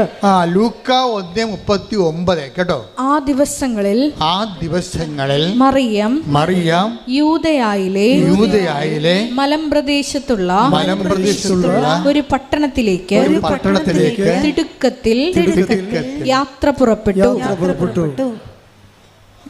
അപ്പം മറിയം പോകുമ്പോൾ യാത്ര പുറപ്പെട്ടെന്ന് പറഞ്ഞാൽ മതി. അത് തിടുക്കം പറയേണ്ട ഒരു കാര്യം അവിടെ ഇല്ല. അത് തിടുക്കം പറഞ്ഞില്ലെങ്കിലും ആ ബൈബിളിൽ നിന്ന് ആ വചനം നിന്നോളും. സെൽഫ് സപ്പോർട്ടീവാണ്. പക്ഷേ ഈ ലൂക്ക പറയണ മറിയം ഇങ്ങനെ ചെല്ലട്ടെ എന്ന് പറഞ്ഞാൽ ആൾക്ക് നടക്കത്തില്ല. അങ്ങനെയല്ല പോയത്. എന്താണ്, ഇടിച്ച് കുത്തി ഒറ്റപ്പോക്കാണ് പോയത്. അതായത് റോക്കറ്റ് സ്പീഡാണ്. ഉടമ്പടിയിൽ നിങ്ങൾ കൈകാര്യം ചെയ്യുന്ന സ്പീഡാണ് ഉടമ്പടിയുടെ ഉടമ്പടി ഫയർ ആകുന്നതിൻ്റെ ഒരു മോഡ് അതാണ്. അപ്പോൾ എപ്പോഴും നമ്മൾ ചെയ്യണം, ഉടമ്പടി ചെയ്യുമ്പോൾ തളർന്നു കുത്തി ഇനി ആർക്കാണ് ഈ പത്രം കൊടുക്കേണ്ടത്, ആര് മേടിക്കുക, അവരിങ്ങോട്ടേക്കാണ് തിരിച്ചു തരിക, ഇങ്ങനെ അളിഞ്ഞ മോന്ത്യമായിട്ട് ഉടമ്പടി ചെയ്താൽ നിൻ്റെ ജീവിതം ഇങ്ങനെ അളിഞ്ഞിരിക്കേ ഉള്ളത്. അതുകൊണ്ടാണ് ഞാൻ പറഞ്ഞത്, ആദ്യമേ നിങ്ങൾ ഈ പത്രം വെച്ച് പ്രാർത്ഥിക്കണം. ഇവിടെയൊക്കെ ആദ്യം സിംഹങ്ങളാണ് ഇവിടെ ഉടമ്പടി എടുത്തിരിക്കുന്നത്. അവർക്ക് ഉടമ്പടി എടുക്കുമ്പോൾ തന്നെ അപ്പം തന്നെ ഒരു ദിവസം ഒരു ആങ്ങളെയും പെങ്ങളും ഞാൻ നോക്കുമ്പോൾ ഒരു പള്ളിയിൽ ബൈക്കിൽ പോവുകയാണ്. പെങ്ങളെ പുറകെ ഇരിക്കണം, ആങ്ങളെ വണ്ടി ഓടിക്കണം. 2 ചെറുപ്പക്കാരാണ്, 10, 22, 23 വയസ്സുണ്ട്. ഇതുങ്ങൾ എന്താ ചെയ്യണം നോക്കുമ്പോൾ പള്ളി കൊണ്ടുവന്ന് ബൈക്ക് ഇറങ്ങി വെച്ചും പടപടാന്ന് പള്ളി പിരിയണ സമയത്ത് തന്നെ എല്ലാവർക്കും പ്രാർത്ഥിച്ച്, അമ്മയുടെ പത്രമാണ്, നിങ്ങളുടെ ജീവിതം മാറി മറിക്കും, നിങ്ങളത് വായിക്കണം, മറ്റവർക്ക് വായിച്ചതിന് ശേഷം കൊടുക്കണം എന്നൊക്കെ പറഞ്ഞ് പടപട കൊടുത്തിട്ട് അവരപ്പത്തേന് അടുത്ത വണ്ടി 5 മിനിറ്റ് 10 മിനിറ്റ് കൊണ്ട് അവർ ആ മിഷൻ കറക്റ്റ് ചെയ്തിട്ട് അടുത്ത പള്ളി ആ പള്ളി എപ്പോഴാണ് പിരിയുമെന്ന് അവർക്ക് അറിയത്തില്ല. ആ പള്ളി പിരിയുമ്പോൾ അവിടെ എത്തണം, അടുത്ത പള്ളി എത്തണം. അപ്പോൾ ഇങ്ങനെ ഈ വാലിൽ തീ പിടിച്ച കുറുക്കന്മാരെ പോലെ ഈ സാധനം ചെയ്യണത്. അപ്പം അങ്ങനെ വരുമ്പോൾ അതായത് ഉടമ്പടി വരുമ്പോൾ ഉടമ്പടിയുടെ എല്ലാ കാര്യവും അങ്ങനെയാണ്. ആ രോഗിനെ കാണണം, അച്ഛൻ പറഞ്ഞിട്ടുണ്ട്, രോഗിനെ കാണണമെന്ന് പറഞ്ഞിട്ടുണ്ട്. എവിടെ രോഗികൾ വല്ലയിടത്തും ഉണ്ട്, ഇന്ത്യയിൽ രോഗി വല്ലയിടത്തും ഉണ്ടാകുന്നു, ഇന്ത്യയിലെ രോഗികൾ വല്ലയിടത്തും ഉണ്ടാകുന്നു. എവിടെയാണ് കൊച്ചമ്മ ചേച്ചി വലിയമ്മ ആശുപത്രി പോയിട്ട് വന്നാ, അമ്മ എന്താണ് വലിയമ്മ ആശുപത്രിയിലായിരുന്നല്ലോ വന്നാ, എന്നിരുന്നാ ഇവർക്ക് ആശുപത്രി പോകാൻ കഴിയില്ല, വീട്ടിലാകുമ്പോൾ പോയാൽ മതിയല്ല. അപ്പോൾ ഇങ്ങനെ ഉഡായിപ്പ് കാണിച്ചാൽ ഉടമ്പടിയിൽ സംഗതി കുഴപ്പമാവും. ഉടമ്പടി ആയാൽ നിങ്ങൾ എന്ത് ചെയ്തു എന്നല്ല ചോദിക്കണത്, നിങ്ങളത് എന്ത് സ്പിരിറ്റിൽ ചെയ്തു എന്നാണ് ചോദിക്കണത്, എന്ത് അരൂപിലാണ് ചെയ്തത്. ഇനി പ്രത്യാശക്കാലമാകുമ്പോൾ വിശ്വാസത്തിൻ്റെ കാലത്തിന് കുഴപ്പമില്ല, ദൈവം പ്രവടാന്ന് ഇൻസെൻറ്റീവ് ചെയ്യും. വിശ്വാസത്തിൻ്റെ കാലത്തിൻ്റെ ഗുണമെന്ന് പറയണത് പ്രവടാന്ന് കുറേ അനുഗ്രഹം കിട്ടും, എന്നിട്ട് പെടേന്ന് നിൽക്കും, സ്വിച്ച് ഇട്ട പോലെ നിൽക്കും. നമ്മുടെ ഇപ്പോഴത്തെ മഴ പോലെ ഇപ്പോഴത്തെ മഴ പോലെ സ്വിച്ചിട്ട പോലെ നിൽക്കും. വരും ഇങ്ങനെ ഉരുടുമെന്നും പറഞ്ഞ് വരും, സ്വിച്ചിട്ട പോലെ സഡൻ ബ്രേക്ക് ആകും. ഉടമ്പടി ആദ്യത്തെ 3-4 ആഴ്ചകൾ ഇടിവിട്ട് പോലെ പൊടാതെ ഇങ്ങനെ കവളാസ് പൊട്ടണ പോലെ പൊട്ടും. പിന്നെ ഒറ്റ നിപ്പാണ്, പിന്നെ അനങ്ങത്തിൽ ഈ സംഭവം. എന്താണ്? വിശ്വാസകാലം കഴിഞ്ഞു, ഇനി പ്രത്യാശക്കാലമാണ്. ഈ പ്രത്യാശക്കാലത്ത് പറയുമ്പോൾ ദൈവം ആ സമയത്ത് വാച്ച് ചെയ്യണത് നിന്നെ വാച്ച് ചെയ്തുകൊണ്ടിരിക്കും. ഈ പ്രത്യാശക്കാലത്ത് നീ എന്ത് ചെയ്ത്? മിക്കവാറും ദൈവാനുഗ്രഹം കൊണ്ടൊരു 60% ആൾക്കാർ കിടന്ന് ഉറക്കമായിരിക്കും പ്രത്യാശക്കാലത്ത്. അപ്പോൾ അതൊക്കെ ചെയ്തതാണ്, എല്ലാ കാര്യവും അച്ഛൻ പറഞ്ഞ പോലെയൊക്കെ ചെയ്ത്, അവിടെ കാണിസന്മാർ പറഞ്ഞ പോലെയൊക്കെ എല്ലാം ചെയ്തായിരുന്നു. പക്ഷെ കാര്യമൊന്നും നടക്കുന്നില്ല. അപ്പോൾ അവർക്ക് തളർന്നവർ, മനസ്സിടിഞ്ഞവർ, അതിൽ മിക്കവാറും ഉറങ്ങി. ഈ ടൈമിന് ദൈവം സെസ് ഏർപ്പെടുത്തിയിട്ടുണ്ട്. എന്ന് വെച്ചാൽ ഒരുമാതിരിപ്പെട്ട അലപലാദികളെല്ലാം ഉടമ്പടിയിൽ നിന്ന് മാറ്റും. കാര്യം ഉടമ്പടി ദൈവമായിട്ടുള്ള ഏർപ്പാടല്ലേ, അത് ബയലാട്ടറൽ എഗ്രിമെൻ്റ് അല്ലേ. അപ്പം നീ ഉടമ്പടിക്ക് യോഗ്യമല്ലെന്ന് കണ്ടു കഴിഞ്ഞാൽ പിന്നീട് നിങ്ങൾക്ക് ഉടമ്പടി കണ്ടിന്യൂ ചെയ്യാൻ പറ്റാത്ത രീതിയിലേക്ക് മാറ്റും. പക്ഷേ ചില വിദ്വാന്മാർക്ക് കാര്യങ്ങളറിയാം. അവിടെ പഴയകാല ഹിസ്റ്ററിയും ഫയലുമൊക്കെ ദൈവത്തിൻ്റെ അടുത്തുണ്ട്. ഇപ്പം ഇത്തിരി മാന്യം കാണിച്ചാൽ ഇവിടെ തിരിച്ചു വരുമെന്ന് ദൈവത്തിന് അറിയാം. കഴിഞ്ഞ കാല ചരിത്രം അതാണ്. അതുകൊണ്ട് ദൈവം ഒരു ചെറിയൊരു അനുഗ്രഹമൊക്കെ ഭിന്നിച്ച് കാണിച്ചിട്ട് അവളൊന്നൊരു ഇൻസെൻറ്റീവ് കൊടുത്തിട്ട്, കാരണം ദൈവം നിങ്ങൾ ഉടമ്പടി തുടരാൻ ദൈവം ആഗ്രഹിക്കുന്നുണ്ട്. അതെന്താ പ്രശ്നം വെച്ച് കഴിഞ്ഞാൽ ഉടമ്പടി ഒരു ജീവിത രീതിയാണ്. അത് പറമ്പ് വിൽക്കാനും ജപ്റ്റ് മാറാനും വേണ്ടിയുള്ള തൽക്കാലത്തേക്കുള്ള സൂത്രപ്പണിയല്ലത്. അപ്പം അങ്ങനെ അതാണ്. അത് കഴിയുമ്പോൾ ഇത് നിർത്താമെന്നൊക്കെ പറഞ്ഞ് ഉടമ്പടിയിൽ ആ രീതിയിൽ ഉടമ്പടിയെ കാണുന്ന ആൾക്കാരെ കുറച്ച് കഴിയുമ്പോൾ ദൈവം വകഞ്ഞു മാറ്റും, ആ മേഖലയിൽ നിന്ന് മാറ്റും. എന്നിട്ട് ദൈവം നിലനിർത്തും, ബാക്കിയുള്ള 40% നിലനിർത്തും. ഈ 40%-ത്തെക്കുറിച്ചാണ് സക്കറിയ ഇന്ന് പറയണത്. സക്കറിയ ഞാൻ കണ്ടില്ലേ, ഞാൻ കണ്ണും പൂട്ടി വചനം എടുത്തപ്പോൾ എന്താ പറയണത്? അവശേഷിക്കുന്നവർ അവകാശം. Take the word of God. Sakkariya 8:12. Sakkariya 8:12 എന്താ? ഞാൻ സമാധാനം വിതയ്ക്കും. ഞാൻ സമാധാനം വിതയ്ക്കും. മുന്തിരി ഫലം നൽകും. നിലം വിളവ് നൽകും. ആകാശം മഞ്ഞു പൊഴിക്കും. ഈ ജനത്തിൽ അവശേഷിക്കുന്നവർ ഇതെല്ലാം അവകാശമാക്കാൻ ഞാൻ ഇടയാക്കും. അതാ വിഷയം. അവശേഷിക്കുന്നവരാണ് അവകാശം പ്രാപിക്കുന്നത്, അല്ലാതെ ആരംഭശൂരത്വം കാണിക്കുന്നവരല്ല. ഈ ആരംഭശൂരത്വക്കാരെ കർത്താവിന് നല്ലവണ്ണം അറിയാം. അതുകൊണ്ട് തന്നെ അനുഗ്രഹം ആദ്യത്തെ ഒരു സെക്ഷൻ കഴിഞ്ഞിട്ട് സ്വിച്ചിട്ട പോലെ അനുഗ്രഹം നിൽക്കും. പ്രത്യാശയുടെ സമയത്തേക്ക് ചെല്ലുമ്പോൾ ഇത് ലാഗ് ചെയ്യും. എന്നിട്ട് 60% പേര് പിരിഞ്ഞു പോരും. പിരിഞ്ഞു പോണതല്ല, പിന്നീട് ഒരിക്കലും ആലപ്പുഴ വരത്തില്ല. അതാണ് സംഭവം. അത് ഇവിടെ ഈ ഉടമ്പടിക്ക് മാത്രമുള്ളതല്ല, ദൈവമായിട്ട് ബന്ധമുള്ള എല്ലാ വിഷയവും അങ്ങനെയാണ്. ആദ്യം കുറച്ച് ഇൻസെൻറ്റീവ് കാണിക്കും, അപ്പോൾ കുറേ ആൾക്കാർ വെക്കാനായി വെള്ളം വീഞ്ഞാക്കും. അതുപോലെ തന്നെ കടനിമിത്തം നടക്കും. അതുപോലെ തന്നെ മത്സ്യങ്ങൾ വർദ്ധിപ്പിക്കും. അങ്ങനെ കുറേ അത്ഭുതങ്ങൾ നടന്നു കഴിയുമ്പോൾ ഒത്തിരി പേര് കർത്താവിലേക്ക് വരും. കുറേ അണ്ണന്മാർ ശിഷ്യന്മാരാകും.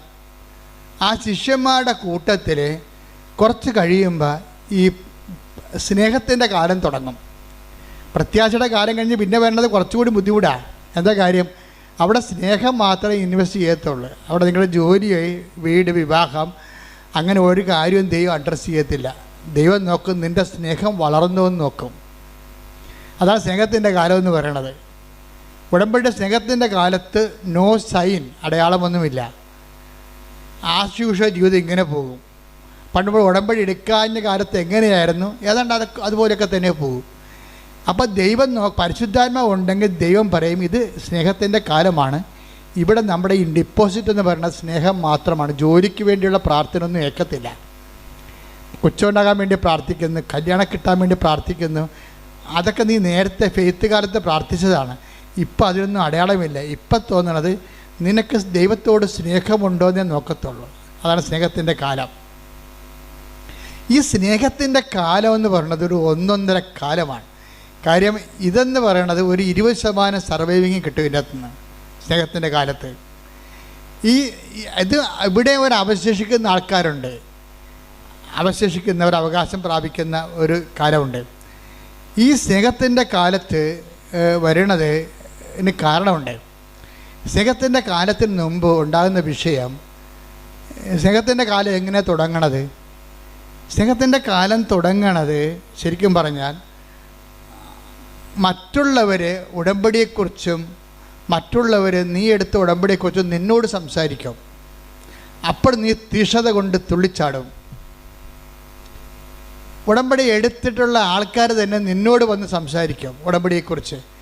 അപ്പോൾ എന്തെന്നില്ലാത്ത ഉണർവോടുകൂടി നീ പഴയ നിനക്കൊന്നും കിട്ടിയില്ലെങ്കിലും, വീട് വെച്ചില്ലെങ്കിലും, IELTS പാസ്സായില്ലെങ്കിലും നീ ദൈവത്തോടുള്ള സ്നേഹത്തിൽ കുതിച്ചു ചാടിക്കൊണ്ട് കർത്താവിന് വേണ്ടി ജീവിക്കാൻ നോക്കും.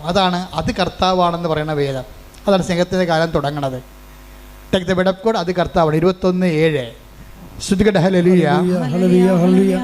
യേശുവേ നന്ദി, യേശുവേ സ്തുതി, ഹല്ലേലൂയ. യേശുവേ ആരാധന, ആരാധന, ആരാധന, ആരാധന. യോഹന്നാൻ 21:7. യോഹന്നാൻ 21:7. യേശു സ്നേഹിച്ചിരുന്ന ആ ശിഷ്യൻ പത്രോസിനോട് പറഞ്ഞു, അത് കർത്താവാണ്. മനസ്സിലായില്ലേ? അപ്പോൾ യോഹന്നാൻ പോലും അറിഞ്ഞു കാണത്തില്ല ഇത് എന്താ എഴുതി വെക്കണമെന്ന്. അതിങ്ങനെ കാലങ്ങൾ ചെല്ലുന്തോറും ഇങ്ങനെ വചനം പ്രസവിച്ചുകൊണ്ടേയിരിക്കും. വചനത്തിൽ തന്നെ മദർ വേർഡെന്ന് പറഞ്ഞ സംഭവമുണ്ട്. മദർ വേർഡ് എല്ലാ ദിവസവും വചനം പ്രസവിക്കും. ഓരോരോ കുഞ്ഞുങ്ങൾ മനുഷ്യാവതാരം ചെയ്തു വരും. നമ്മുടെ ജീവിതാനുഭവങ്ങളുടെ മനുഷ്യാവതാരം, വചനത്തിൻ്റെ മനുഷ്യാവതാരം ഭയങ്കരമായ ഒരു വിസ്മയക്കാഴ്ചയാണ്. ഇവിടെ എന്താ സംഭവിച്ചിരിക്കുന്നത്? പശുവും ചത്ത്, മോരിലെ പുളിയും പോയി, എല്ലാവരും ചാടി വള്ളത്തിൽ കയറി അവരുടെ പഴയ ജീവിതത്തോട്ട് അവർ പോയി.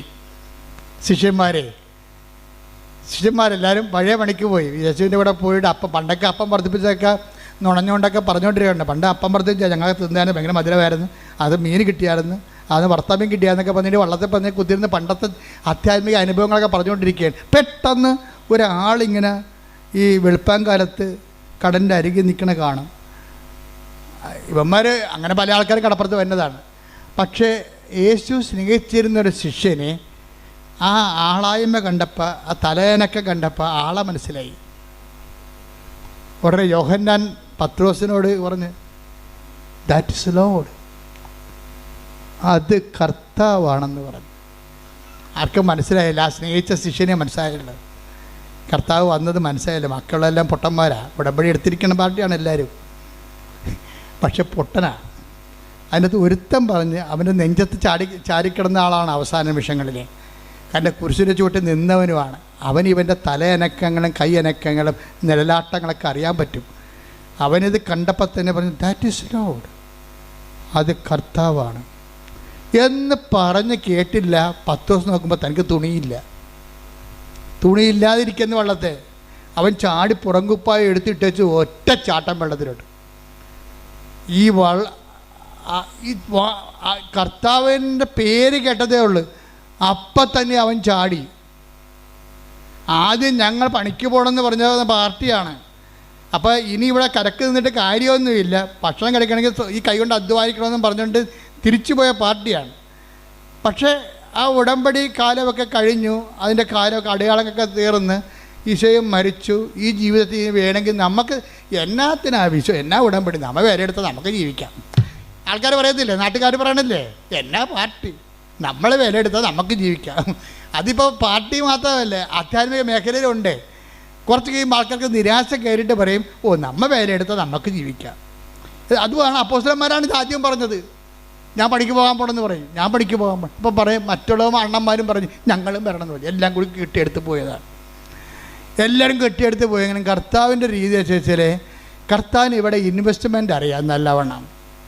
ഇവിടെ ഇൻവെസ്റ്റ്മെൻറ്റ് എന്താണെന്ന് വെച്ച് കഴിഞ്ഞാൽ ഇവർക്ക് നിക്ഷേപമുണ്ട്. പഴയകാല കാലത്തിലെ കർത്താവിന് വേണ്ടി ഒത്തിരി സ്നേഹിച്ച് കൂടെ നടന്ന് ജോലി ചെയ്ത ആൾക്കാരാണ്. ഒരുത്തൻ കർത്താവിന് വേണ്ടി വെട്ടിയ ആളാണ് പത്രോസ്. ശത്രുക്കളുടെ മുമ്പിൽ നിന്ന് കർത്താവിനെ രക്ഷിക്കാൻ വെട്ടിയ ആളാണ്. ആൾക്ക് ഇൻവെസ്റ്റ്മെൻ്റ് ഉണ്ട്. യോഹന്നാനാണെങ്കിൽ കർത്താവിന് സമരിയക്കാരുടെ വഴിയെ കൂടി കർത്താവ് പോകണമെന്ന് പറഞ്ഞപ്പോൾ സമരിയക്കാർ പറഞ്ഞു, നിൻ്റെയൊക്കെ കൈയും കാലും വെട്ടുമെന്ന് പറഞ്ഞപ്പോൾ പറഞ്ഞ് കർത്താവിനോട് തിരിച്ചൊന്നും പറഞ്ഞ്, നീ ദൈവപുത്രനാണ്, അധികാരമുണ്ട്, പക്ഷെ പ്രയോജനമില്ല. ഇവന്മാരുടെയൊക്കെ പെടലെടുക്കേണ്ടതാണ്. ആ അധികാരം ഇങ്ങോട്ട് ആകാശത്ത് തീയും ഗന്ധം ഇറക്കണം, ഞാൻ കാണിച്ചു തരാം. ഇവന്മാർ ഇന്ന് സംസാരിച്ചാലോ നാളെ സംസാരിക്കില്ലെന്ന് പറഞ്ഞ് സമരിയക്കാരുടെ ഇതിൽ കർത്താവിന് വേണ്ടി വീമ്പിളച്ച് നിന്ന ആളാണ് യോഹന്നാൻ. ഈ രണ്ട് കാര്യവും കർത്താവ് വഴക്കിട്ടെങ്കിലും കർത്താവിൻ്റെ മനസ്സിലതുണ്ട്. അതാണ് വിഷയം. നമ്മൾക്കൊരു കാലത്തെ പ്രാർത്ഥനയിലൊക്കെ വന്ന് വീഴ്ചയൊക്കെ വന്നെങ്കിലും കർത്താവിൻ്റെ ശാസനം കിട്ടിയാലും നിൻ്റെ ഇൻവെസ്റ്റ്മെൻറ്റ് ദൈവം മറക്കത്തില്ല ഒരിക്കലും. അതാ വീണ്ടും ആ രണ്ട് കക്ഷിയുടെ വന്നില്ലേ, യോഹന്നാനും പത്രോസും. പണ്ട് ഈ രണ്ട് കക്ഷികളാണ് കർത്താവിൻ്റെ ജീവന് വേണ്ടി പോരാടിയ രണ്ട് കക്ഷികളാണ്. അപ്പോൾ യോഹന്നാൻ ആണ് കണ്ടെത്തി പറഞ്ഞത് അത് കർത്താവാണെന്ന്. അപ്പം തന്നെ പത്രോസ് എടുത്തു ചാടി.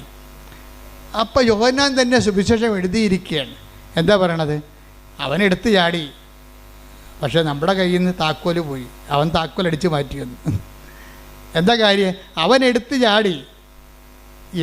പിന്നെ ഉടനെ ബൈബിൾ പറയണ, എന്നാൽ മറ്റു ശിഷ്യന്മാർ വള്ളത്തിൽ തന്നെ ഇരുന്ന് മീനും കൊണ്ട് പോകുന്നെന്നാണ് പറയണം.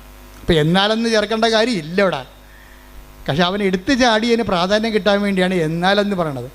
അപ്പോൾ ഈ ഉടമ്പടിയിൽ ഒത്തിരിയേറെ, ഉടമ്പടി എന്താണ്? അവൻ പറയണ പോലെ ചെയ്യണതല്ലേ. അപ്പം അതിനകത്ത് ഒരു എടുത്തുചാട്ടമുണ്ട്, ഓർത്തേക്കണം. ചെല്ലുമ്പോൾ ചെല്ലട്ടെ എന്ന് പറഞ്ഞുകൊണ്ട് നമ്മൾ ചെയ്താൽ അതിന് സ്പീഡ് ഉണ്ടാകത്തില്ല. ഇപ്പം എന്നാ പറ്റി?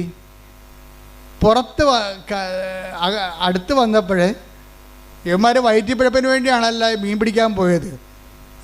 ഇവന്മാർ അധ്വാനിക്കാത്ത മീൻ കർത്താവ് ഇവിടെ പൊരിച്ചുകൊണ്ടിരിക്കുകയാണ്.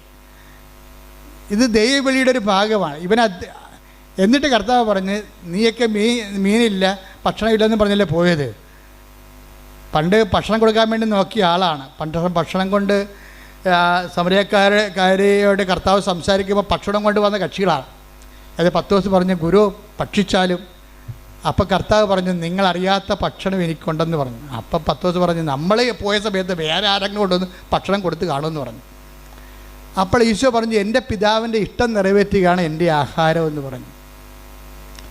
അപ്പോൾ ദൈവത്തിൻ്റെ ഇഷ്ടം നിറവേറ്റി ഭൂമിയിൽ നിൽക്കുന്നതിന് പകരം ഇവരൊന്ന് ചാടി നോക്കിയതാണ്. പക്ഷേ ഇവരെ പോയി വിളിച്ചതിൻ്റെ കാരണം ഇവിടെ പഴയ ഇൻവെസ്റ്റ്മെൻറ്റാണ്. നിങ്ങൾക്ക് പണ്ട് ദൈവത്തിൻ്റെ തിരുസന്നിധിയിൽ എന്തെങ്കിലും പിടിപാടുണ്ടെങ്കിൽ നിങ്ങൾക്ക് ഇന്നത്തെ കാലത്ത് ചിലപ്പോൾ ദൈവം നിങ്ങളുടെ പ്രാർത്ഥന കേട്ടില്ലെങ്കിലും നിങ്ങളുടെ ഇൻവെസ്റ്റ്മെൻറ്റ് ദൈവം വിസ്മരിക്കത്തില്ല. അതെപ്പോഴും ഓർക്കണം. പറഞ്ഞ മനസ്സിലായില്ലേ? ഇപ്പം ഞാനൊക്കെ ഓർക്കുക, ഞാനിപ്പോൾ അമ്മ എനിക്ക് പ്രത്യക്ഷപ്പെട്ടു. ഞാൻ എന്താ പ്രത്യക്ഷപ്പെടാൻ കാര്യം? എനിക്ക് പണ്ടൊരു അസുഖം ഉണ്ടായിരുന്നു. എല്ലാ വീട്ടിലും പോയി വണക്കം വായിച്ചു കൊടുക്കും. അസുഖമില്ല, കാര്യം അന്ന് എല്ലാവർക്കും അക്ഷരം അറിയാൻ പാടില്ല ഞങ്ങളുടെ നാട്ടിലേ. ഇപ്പം ഞാനന്ന് 10ാം ക്ലാസ് പാസ്സായി നിൽക്കുന്ന സമയമാണ്. ഇപ്പം ജീവിതകാലത്ത് മെയ് മാസം വണക്കം വരുമ്പോൾ ഞാൻ ഒരു വീട്ടിൽ പോയി വണക്കം വായിച്ചു കൊടുക്കും. അപ്പോൾ അവിടെ പാട്ടൊക്കെ പാടിച്ചിട്ട് അടുത്ത വീട്ടിൽ പോകും വണക്കം വായിക്കാൻ വേണ്ടി. അപ്പോൾ രാത്രി 7 മണി തൊട്ട് രാത്രി 10 മണി വരെ ഓരോ വീട്ടിൽ പോയിരുന്നുകൊണ്ട് വണക്കം വായിച്ചു കൊടുക്കും. ഇത് നിക്ഷേപമാണ്.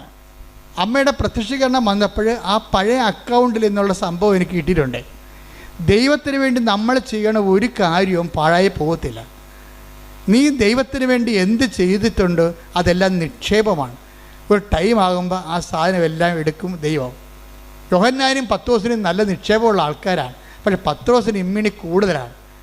പക്ഷേ അതുകൊണ്ട് പത്രോസിനോട് തന്നെ ചോദിക്കും, നീ ഇവരെക്കാളൊക്കെ അധികമായി എന്നെ സ്നേഹിക്കുന്നുവോ? അതാണ് സംഭവം. ഇവരെക്കാളെല്ലാം അധികമായി എന്നെ സ്നേഹിക്കുന്നുണ്ടെന്നറിയാം. പക്ഷേ പത്രോസിന് ആടുകളെ മേയ്ക്കാൻ അധികാരം കൊടുക്കുന്നത് സ്നേഹത്തിൻ്റെ അധികാരത്തിലാണെന്നുള്ള യോഹന്നാൻ കേൾക്കണം. യോഹന്നാന് കൊടുത്ത പാരപ്പണിയാണത്. യോഹന്നാൻ അവിടെ തന്നെ ഇരുന്നില്ലേ? കാര്യങ്ങളൊക്കെ അറിയാം. കാര്യങ്ങളൊക്കെ അറിഞ്ഞിട്ട് കാര്യമില്ല, എടുത്തേടാൻ പഠിക്കണം. അതാണ് താത്വിക പ്രബോധകരും താത്വിക അറിവുള്ളവരും സാധാരണ മനുഷ്യരും തമ്മിലുള്ള വ്യത്യാസം ഇതാണ്. താത്വിക പ്രബോധകർക്കും പ്രൗഢോജ്വലമായ പ്രൊഫസർമാർക്കൊക്കെ കാര്യങ്ങളൊക്കെ അറിയാം. പക്ഷേ ഒരു വള്ളത്തെ തന്നെ ഇരിക്കത്തുള്ളൂ, ഇറങ്ങത്തില്ല. പാവപ്പെട്ടവൻ എന്ത് ചെയ്യും? കർത്താവളത് കേൾക്കുമ്പോൾ തന്നെ ചാടി ഇറങ്ങും. അവൻ താക്കോലും കൊണ്ട് പോകും. ഇത് ബൈബിളിലെ ഒരു ഇക്വേഷനാണ് ശരിക്കും പറഞ്ഞാൽ. അപ്പം ചാടി കർത്താവാണെന്ന് കേട്ടാൽ ചാടാൻ കഴിയണം. അതാണ് ഉടമ്പടിയുടെ ഒരു പവർ. എന്നിട്ട് ചാടിക്കഴിയുമ്പോൾ കർത്താവ് പറയും, യോഹന്നാനോട് പറയും, യോഹന്നാന് കിട്ടേണ്ട സംഭവമാണ് ഇതെല്ലാം. ആടുകളെ മേയ്ക്കണ കാര്യമൊക്കെ യോഹന്നാന് കിട്ടേണ്ടതാണ്. കിട്ടത്തില്ല. കാര്യം വെച്ച് കഴിഞ്ഞാൽ ഒരു കാര്യം യോഹന്നാനാണ് കുരിശിൻ്റെ ചുവടെ നിന്നതേ. കുരിശിൻ്റെ ചുവടെ നിന്നത് യോഹന്നാനാണ്. അപ്പോൾ നല്ല മാർക്ക് സ്കോർ ചെയ്ത ആളാണ്. പക്ഷേ അവസാനത്തെ സ്കോറിന് 50 മാർക്കുണ്ടായിരുന്നു. അത് യോഹന്നാൻ അറിയാൻ പറ്റില്ലായിരുന്നു. യോഹന്നാൻ ആ അവസാനത്തെ ചോദ്യത്തിന് അവസാനത്തെ ക്വസ്റ്റ്യന് ട്രയലിൽ 50 മാർക്കാണ്. ആ സാധനം പത്രോസിന് കിട്ടിയപ്പോൾ 10 മാർക്ക് യോഹന്നാനൊക്കെ കൂടുതലായി പോയി പത്രോസിന്. എന്തുകൊണ്ടാണ് പത്രോസിന് അധികാരം കൊടുത്തതെന്ന് യോഹന്നാനോട് പറയാതെ പറയണതാണ്, നീ ഇവരെക്കാളെല്ലാം അധികമായി എന്നെ സ്നേഹിക്കുന്നുണ്ടോ? അതാണ് ഉടമ്പടിയുടെ സ്നേഹക്കാലം എന്ന് പറയുന്നത്. പിടിയിടിയാ, ഉടമ്പടിയിൽ ഒരു അനക്കം ഉണ്ടാകത്തില്ല. നമ്മൾ വേലയെടുത്താൽ നമ്മൾക്ക് ജീവിക്കാൻ പറഞ്ഞ രീതിയിൽ ആ ശിഷ്യന്മാർ ആയിപ്പോകും. അപ്പോൾ നമ്മൾ ഉടമ്പടി ചില ആൾക്കാർ മറന്നു പോകും. പക്ഷേ ആരെങ്കിലും നമ്മളെ ഉടമ്പടി ഓർപ്പിച്ചാൽ അപ്പം പഴയ വർദ്ധിച്ച വീര്യത്തോട് നമ്മളെ വീണ്ടും ചാടിക്കഴിഞ്ഞാൽ അത് സ്നേഹത്തിൻ്റെ കാലമാണ്. എല്ലാവരെക്കാൾ ഉപരിയായി ദൈവത്തെ സ്നേഹിക്കുന്ന കാലം. അപ്പോൾ എല്ലാവരെക്കാൾ ഉപരിയായി ദൈവത്തെ സ്നേഹിക്കുക എന്നുള്ള ഒരു ഉടമ്പടിയുടെ ഒരു നിബന്ധന ബൈബിൾ മുഴുവൻ നിറഞ്ഞു നിൽക്കുന്ന ഒരു ക്യാപിറ്റൽ വെളിപാടാണ്. നിൻ്റെ കർത്താവായ ദൈവം ഞാനാകുന്നു, ഞാനല്ലാതെ മറ്റൊരു ദൈവം നിനക്ക് ഉണ്ടാവരുത്. അത് ആ ദൈവം തന്നെയാണ് പിന്നീട് വചനം മാസമായി കഴിയുമ്പോഴും ആ നിബന്ധനകൾക്ക് മാറ്റമില്ല. എന്താണ്? നിത്യജീവൻ പ്രാപിക്കാൻ ഞാൻ എന്ത് ചെയ്യണമെന്ന് ചോദിക്കുമ്പോൾ പറയും, എല്ലാത്തിനേക്കാൾ ഉപരി ആ ദൈവത്തെ സ്നേഹിക്കുക, നിന്നെപ്പോലെ തന്നെ നിൻ്റെ അയൽക്കാരനെ സ്നേഹിക്കുക. ആ നിബന്ധനകൾക്ക് പിന്നെ മാറ്റമില്ല. പത്രോസിലേക്ക് വരുമ്പോൾ പറയും, നീ ഇവരെക്കാൾ അധികമായി എന്നെ സ്നേഹിക്കുന്നുണ്ടോ? അപ്പോൾ പത്രോസ് പറയും, യു നോ ഇറ്റ് എന്ന് പറയും. എന്താണ്? നിനക്കത് അറിയാം. ഞാൻ പറഞ്ഞാൽ എനിക്ക് വിഷമമാണെന്ന് പറയും. അതാണ് പത്രോസ് പറയണത്. കാര്യം കർത്താവ് കാണിച്ച ഒരു വല്ലാത്ത ഒരു പണിയുണ്ട്.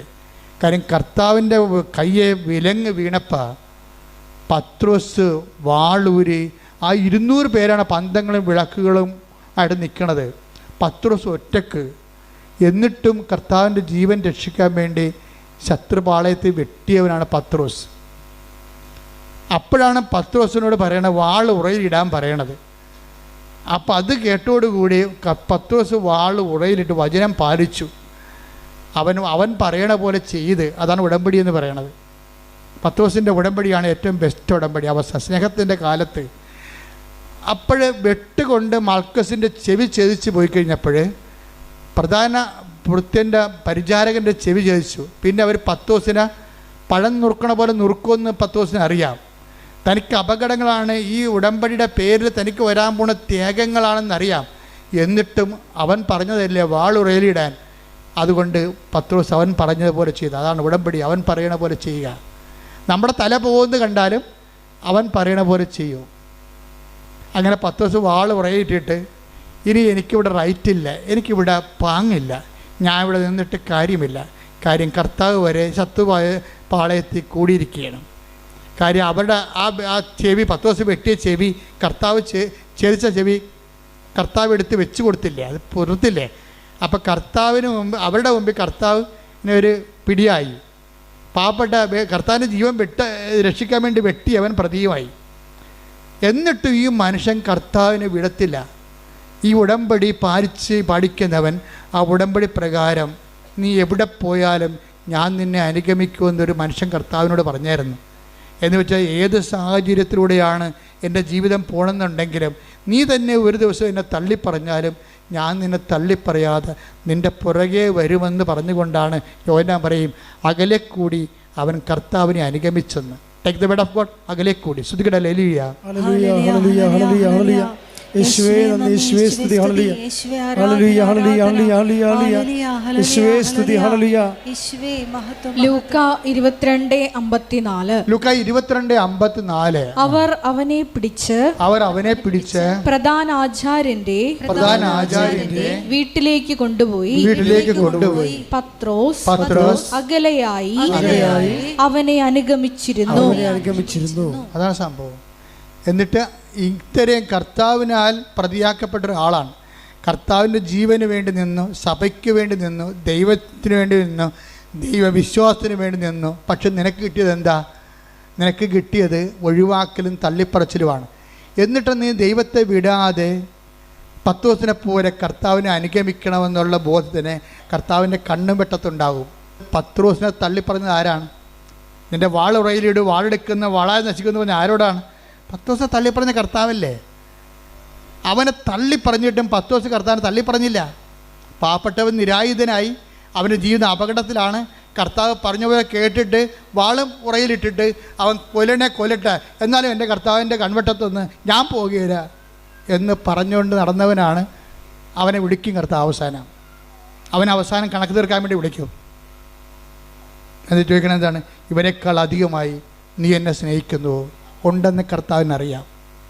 യോഹന്നാൻ ബാക്കിലായി പോണ അവിടെ വെച്ചാൽ കർത്താവാണെന്ന് കണ്ടിട്ടും വളർത്തതിന് ഇരുന്ന് കക്ഷി.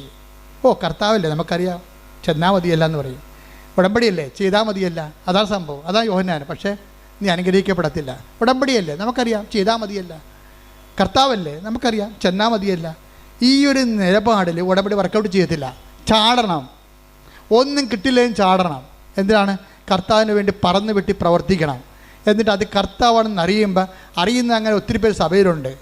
നിങ്ങൾക്ക് ചില 10 അറിവൊന്നും ഉണ്ടാകത്തില്ല. പക്ഷേ എന്താ നിങ്ങൾക്ക് ഉള്ളത്? സ്നേഹം ഉണ്ടായാൽ മതി.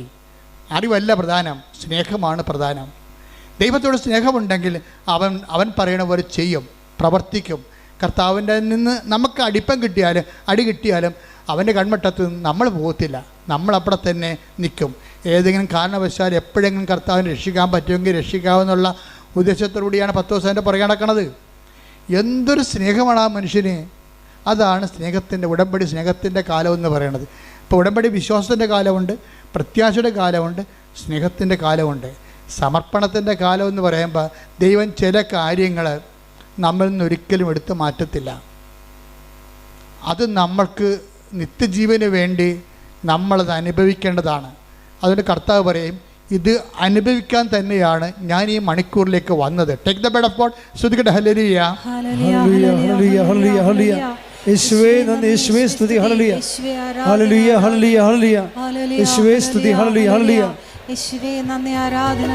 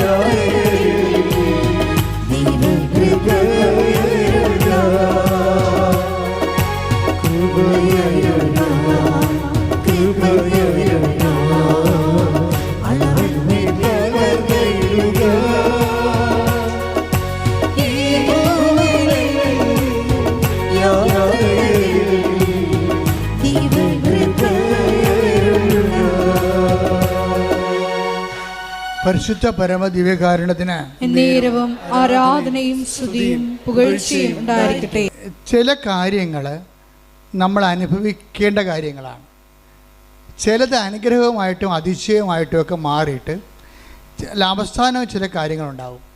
അത് നമ്മൾ അനുഭവിക്കാതെ കടന്നു പോകാത്ത കാര്യമാണ്.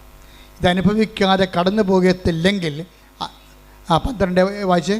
യോഹന്നാൻ 12:27. യോഹന്നാൻ 12:27. ഇപ്പോൾ എൻ്റെ ആത്മാവ് അസ്വസ്ഥമായിരിക്കുന്നു. പറഞ്ഞു, ഇപ്പോൾ എൻ്റെ ആത്മാവ് അസ്വസ്ഥമായിരിക്കുന്നു. ഞാൻ എന്തു പറയേണ്ടു? പിതാവേ, ഈ മണിക്കൂറിൽ നിന്ന് എന്നെ രക്ഷിക്കണമേ. അല്ല, ഇതിനു വേണ്ടിയാണല്ലോ ഈ മണിക്കൂറിലേക്ക് ഞാൻ വന്നത്. അപ്പം ചില കാര്യങ്ങൾ ദൈവഹിതമായിട്ട് നമ്മളെ കടന്നു പോകത്തില്ല. നമ്മളത് അനുഭവിക്കേണ്ടി വരും. ഈ അനുഭവിക്കേണ്ട കാലത്ത് വരുമ്പോൾ വിശ്വാസം വർക്കൗട്ട് ചെയ്തില്ല, പ്രത്യാശ വർക്കൗട്ട് ചെയ്യില്ല, സ്നേഹമല്ല. അവിടെ എന്താണ്? സമർപ്പണം. അതാണ് കർത്താവ് പറഞ്ഞത്, ഈശോ ആണ് ഇതിൻ്റെ അകത്ത് 10 ദിവസത്തിനേക്കാളും നല്ലത്. അവിടെയാണ് അതുകൊണ്ട് ഞാൻ എപ്പോഴും നമ്മുടെ അലക്സച്ചനൊക്കെ ആയിട്ട് എപ്പോഴും തർക്കിക്കും ഞങ്ങൾ പ്രശ്നം കഴിക്കാൻ നേരത്ത്. കാര്യം അലക്സച്ചനൊക്കെ പറയും നമ്മൾ കർത്താവിൻ്റെ തനി പുരോഹിതരാണ്, ഇമേജാണ്, ആൾട്ടർ ക്രൈസ്റ്റാണ്. ഞാൻ പറഞ്ഞു ഇറ്റ്സ് ഓക്കെ, പക്ഷെ അത് പ്രായോഗികമാണെന്ന് അറിയത്തില്ല എന്ന് പറയും. അതെന്താ ഞാനങ്ങനെ പറഞ്ഞത്? അത് നമ്മൾ ക്രിസ്തു ആണെന്ന് പറഞ്ഞാലൊക്കെ സഭയുടെ പഠനങ്ങൾ അങ്ങനെയൊക്കെയാണ്, പക്ഷേ അത് ആശയം എന്തുമാത്രം പ്രായോഗികമാണെന്ന് അറിയത്തില്ലെന്ന് ഞാൻ പറയും. സഭയെ വിമർശിച്ച് പറയണതല്ല. കാര്യം ചില സ്ഥലങ്ങളിൽ ചെന്ന് കഴിഞ്ഞാൽ ഈ ലാസ്റ്റ് സെക്ഷൻ, വിശ്വാസത്തെ എക്സ്പ്രഷൻ്റെ ലാസ്റ്റ് സെക്ഷനിൽ സമർപ്പണമുണ്ട്. അത് ഈ 12-27 ബന്ധപ്പെട്ടതാണ്. എന്താണ്? ചില കാര്യങ്ങൾ ജീവിതത്തിൽ നമ്മൾ പ്രാർത്ഥിച്ച മാറാത്ത കാര്യങ്ങളുണ്ട്. അതിപ്പോൾ അത് അതിലാണ് മാർക്ക്. അതിന് 80 മാർക്കാണ്, 50 അല്ല 80ആണ്. പ്രാർത്ഥിച്ചാൽ മാറുന്ന കാര്യമൊക്കെ ചെയ്ത് കഴിഞ്ഞാൽ 9 മാർക്കേ ഉള്ളൂ. പ്രാർത്ഥിച്ചാൽ മാറാത്ത കാര്യം അക്സെപ്റ്റ് ചെയ്യണമെങ്കിൽ 80 മാർക്കാണ് അതിന്. അതെന്താ ചെയ്യണം? അതുകൊണ്ട് ഈശോ എന്ത് പറയും? അപ്പാ ഐ കമണ്ട് മൈ സ്പിരിറ്റ് എന്ന് പറയും. എന്താണ് അവൻ? ഇതാ അപ്പ എൻ്റെ ആത്മാവിനെ അങ്ങേക്ക് സമർപ്പിക്കുന്നു. അവൻ തല ചായ്ച്ചെന്ന് പറയും. ചില കാര്യങ്ങളുടെ മുമ്പ് തല ചായ്ച്ചു കൊടുക്കേണ്ടി വരും. അപ്പോൾ അതാണ് സമർപ്പണത്തിൻ്റെ കാലമെന്ന് പറയണത്. ഉടമ്പടിക്കാലത്തിൻ്റെ അകത്ത് വിശ്വാസ കാലമുണ്ട്, പ്രത്യാശയുടെ കാലമുണ്ട്, സ്നേഹത്തിൻ്റെ കാലമുണ്ട്, പിന്നെ സമർപ്പണത്തിൻ്റെ കാലം. സമർപ്പണത്തിൻ്റെ കാലത്തേക്ക് എല്ലാവരും കിട്ടുമെന്നൊന്നും ഞാൻ പ്രതീക്ഷിക്കണില്ല. കാര്യം വെച്ചാൽ സമർപ്പണത്തിൻ്റെ കാലമെന്ന് പറയണത് നമ്മൾ ഒരു നിഗൂഢമായ, ഇന്നത്തെ വചനത്തിൽ പറഞ്ഞ പോലെ ഒരു ഏറ്റവും നല്ല രത്നം കണ്ടെത്തി കഴിഞ്ഞാൽ പിന്നെ എല്ലാം വിൽക്കും, അല്ലേ? എല്ലാം വിൽക്കും. 13 മത്തായിയുടെ 13 അധ്യായം. ഏറ്റവും രത്നവ്യാപാരി ഏറ്റവും നല്ല രത്നം കണ്ടെത്തി കഴിഞ്ഞാൽ എല്ലാം വിൽക്കും. ശ്രുതിക്കട്ടെ ഹല്ലേലൂയ, ഹല്ലേലൂയ, ഹല്ലേലൂയ, ഹല്ലേലൂയ. യേശുവേ നന്ദി, യേശുവേ സ്തുതി. ഹല്ലേലൂയ, ഹല്ലേലൂയ. മത്തായി 13:44. മത്തായി 13:44. സ്വർഗരാജ്യം വയലിൽ ഒളിച്ചു വെച്ചിരിക്കുന്ന നിധിക്ക് തുല്യം. അത് കണ്ടെത്തുന്നവൻ അത് മറച്ചു വെക്കുകയും സന്തോഷത്തോടെ പോയി തനിക്കുള്ളതെല്ലാം വിറ്റ് ആ വയൽ വാങ്ങുകയും ചെയ്യുന്നു. അതെന്താ പ്രശ്നം വെച്ച് കഴിഞ്ഞാൽ ഒരു നിധി നമ്മൾ കുറച്ച് കഴിയുമ്പോൾ ദൈവരാജ്യത്തിലേക്ക് വരും. ഈ മനുഷ്യരാജ്യത്തിൽ നിന്നൊക്കെ നമ്മൾ മാറിയിട്ട് അവസാനം ദൈവരാജ്യത്തിൽ, ക്രിസ്തു വസിക്കുന്ന ദൈവരാജ്യത്തേക്ക് എത്തുമ്പോൾ ക്രിസ്തുവാണ് ഏറ്റവും വലിയ നിധിയെന്ന് നമ്മൾ മനസ്സിലാകും. അപ്പോൾ ക്രിസ്തുവിനെ നേടാൻ വേണ്ടി പിന്നെ എന്ത് ചെയ്യും? എല്ലാം വിൽക്കും, ആശകൾ വിൽക്കും. നമുക്ക് കുറേ വിൽക്കാനുണ്ടാവില്ല.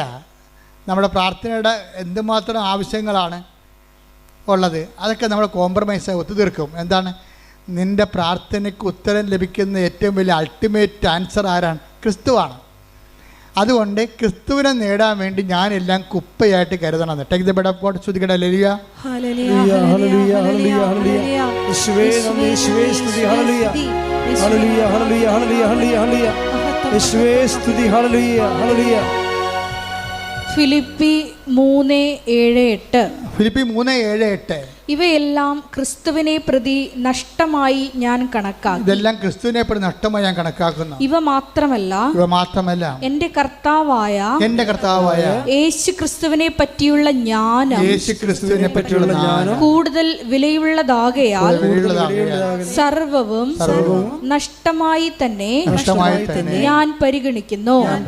അവനെ പ്രതി ഞാൻ സകലവും നഷ്ടപ്പെടുത്തുകയും ഉച്ഛിഷ്ടം പോലെ കരുതുകയുമാണ്.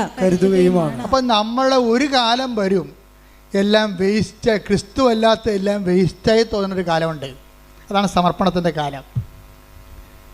ഒരു കാലം വരും, ദൈവരാജ്യം നിങ്ങളിൽ വരുന്ന സമയത്ത് ക്രിസ്തു അല്ലാത്തതെല്ലാം വേസ്റ്റാണെന്ന് പറയുന്നൊരു കാലമുണ്ട്. എന്താ കാര്യം? എല്ലാ സാധനവും അവസാനം വേസ്റ്റായി പോകും. എല്ലാ സംഭവവും അവസാനം വേസ്റ്റായി പോകും. നിങ്ങളുടെ മക്കൾ, ജോലി, വീട്, വിവാഹം, മക്കൾ, ഭർത്താവ്, നിങ്ങളുടെ ആരോഗ്യം, എല്ലാ സംഭവങ്ങളും കുറച്ച് കഴിയുമ്പോൾ വേസ്റ്റായി പോകും. അപ്പം നമ്മൾ ഇത് വേസ്റ്റായി പോകുന്ന മുമ്പ് ഇത് വെച്ചുകൊണ്ട് ക്രിസ്തുവിനെ നേടാൻ വേണ്ടി നോക്കണമെന്നാണ് ബൈബിൾ പറയണത്. അതുകൊണ്ട് തന്നെ ചില കാര്യങ്ങൾ നിങ്ങൾക്ക് തരാതെ നിങ്ങൾ ക്രിസ്തുവിനെ സ്വീകരിക്കൂ എന്ന് പറയും. ക്രിസ്തുവിനെ സ്വീകരിക്കൂ. ഇപ്പം നമ്മളെന്ത് ചെയ്യും? ബുദ്ധിയുള്ളവരെന്ത് ചെയ്യും? ബുദ്ധിയുള്ളവർ ഏതെങ്കിലും ഒരു പ്രാർത്ഥന ആൻസർ ചെയ്യുന്നില്ലെന്ന് കണ്ടാൽ എല്ലാ വാഗ്ദാനങ്ങളും 2 കൊരിന്ത്യർ 1:20 നമ്മൾ ആദ്യം വായിച്ച പോലെ ക്രിസ്തുവിൽ അതേ ആയതുകൊണ്ട് ക്രിസ്തുവിനെ നേടാൻ വേണ്ടി നമ്മൾ നോക്കും. ക്രിസ്തുവിനെ നേടിക്കഴിഞ്ഞാൽ പിന്നെ നമ്മളുടെ തിരികെത്തിക്കണതും പത്രം കൊടുക്കുന്നതും അതുപോലെ തന്നെ രോഗികളെ പോയി കാണുന്നതും ഓർഫണേജുകളെ സന്ദർശിക്കുന്നതും ക്ഷമിക്കുന്നതും എല്ലാ കാര്യവും ചീത്തമായ ബന്ധങ്ങൾ ഉപേക്ഷിക്കുന്നതും എല്ലാം ക്രിസ്തുവിനെ നേടാൻ വേണ്ടി കാഴ്ചവെക്കും. ഇപ്പം നിങ്ങൾ ചെയ്യണമെന്ന് വെച്ച് കഴിഞ്ഞാൽ IELTS പാസ്സാകാനോ PR കിട്ടാനോ വേണ്ടിയാണ് നിങ്ങളിതെല്ലാം ചെയ്യണത്. പക്ഷേ ഉടമ്പടിയുടെ സമർപ്പണക്കാലം വരുമ്പോൾ ഇങ്ങനെയുള്ള മാനുഷിക ലോക നിയോഗങ്ങളെല്ലാം മാറ്റിയിട്ട് ഏറ്റവും വലിയ നിയോഗം ക്രിസ്തുവിനെ നേടാനാണെന്ന് തോന്നണം. അതാണ് ഈ സമർപ്പണത്തിൻ്റെ കാലം, ഉടമ്പടിയുടെ സമർപ്പണത്തിൻ്റെ കാലം എന്ന് പറയുന്നത്. അതുകൊണ്ടാണ് ഞാൻ നിങ്ങൾക്ക് ഉടമ്പടി അലൂമിനിയമൊക്കെ തരണത്. എന്താ സിൽവർ ഗ്രേ ഇല്ലേ? Silver grey. പക്ഷേ സിൽവർ ഗ്രേയിൽ വരെ നിങ്ങൾ ഉടമ്പടി പോകുമ്പോൾ ഞാൻ നിങ്ങളെ കൊണ്ടുപോകുന്നതിൻ്റെ കാരണം ഒടുവിൽ ഈ സിൽവർ ഗ്രേക്കാർ തങ്ങൾ ആദ്യം വെച്ച നിയോഗത്തെക്കാൾ വലിയ നിയോഗമാണ് ക്രിസ്തുവെന്ന് അവർ ധരിക്കാനും മനസ്സിലാക്കാനും വേണ്ടിയാണ് അവർ നിരന്തരമായിട്ട് ഉടമ്പടി ധ്യാനം കൂടാനും അവൻ പറയണ പോലെ ജീവിതത്തിൽ ചെയ്യാൻ വേണ്ടി ഞാൻ നിങ്ങളെ നിർബന്ധിക്കുന്നതിൻ്റെ കാരണം അതാണ്. അപ്പോൾ അതിൻ്റെ അകത്തുള്ളിൽ കേസോ വഴക്കോ അസ്വസ്ഥതയോ ഒക്കെ ഉണ്ടായാൽ ഞാൻ പറയും നിങ്ങളത് ക്രിസ്തുവിനെ പ്രതി ടേക്കപ്പ് ചെയ്യണം. കാര്യം ഇതിൻ്റെ പിന്നിലുള്ള സത്യം നമ്മൾ ഇപ്പം കാണുന്ന നിരാശ അല്ല, അതിലുപരി ഏറ്റവും വലിയ ദൈവത്തിന് നൽകാൻ പറ്റുന്ന ദാനമെന്ന് പറയുന്നത് തൻ്റെ ഏകജാതിന് നൽകുന്നതാണ്. അതാണ് ഏകജാതിന് നൽകാൻ തക്കവിധം ദൈവം അത്രമാത്രം ലോകത്തെ സ്നേഹിച്ചു. അപ്പം അങ്ങനെ ചെയ്ത ദൈവത്തിൻ്റെ സ്നേഹത്തിൻ്റെ ഒരു തുറമുഖത്തേക്കാണ് ഈ ആധ്യാത്മികമായ യാനം അവസാനം തുഴഞ്ഞെത്തി വരണത്.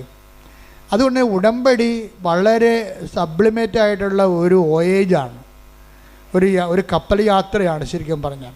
അതിങ്ങനെ ക്രിസ്തുവിൻ്റെ തുറമുഖത്തേക്ക് നമ്മളെ കൊണ്ടുപോയിക്കൊണ്ടേയിരിക്കുന്നത് നിങ്ങൾ തിരിച്ചറിയണം. അപ്പോൾ എല്ലാ കാര്യങ്ങളും നിറവേറുമ്പോൾ ഇടയ്ക്ക് തന്നെ നിറവേറാത്തൊരു കാര്യങ്ങളുണ്ട് അതിനകത്ത്.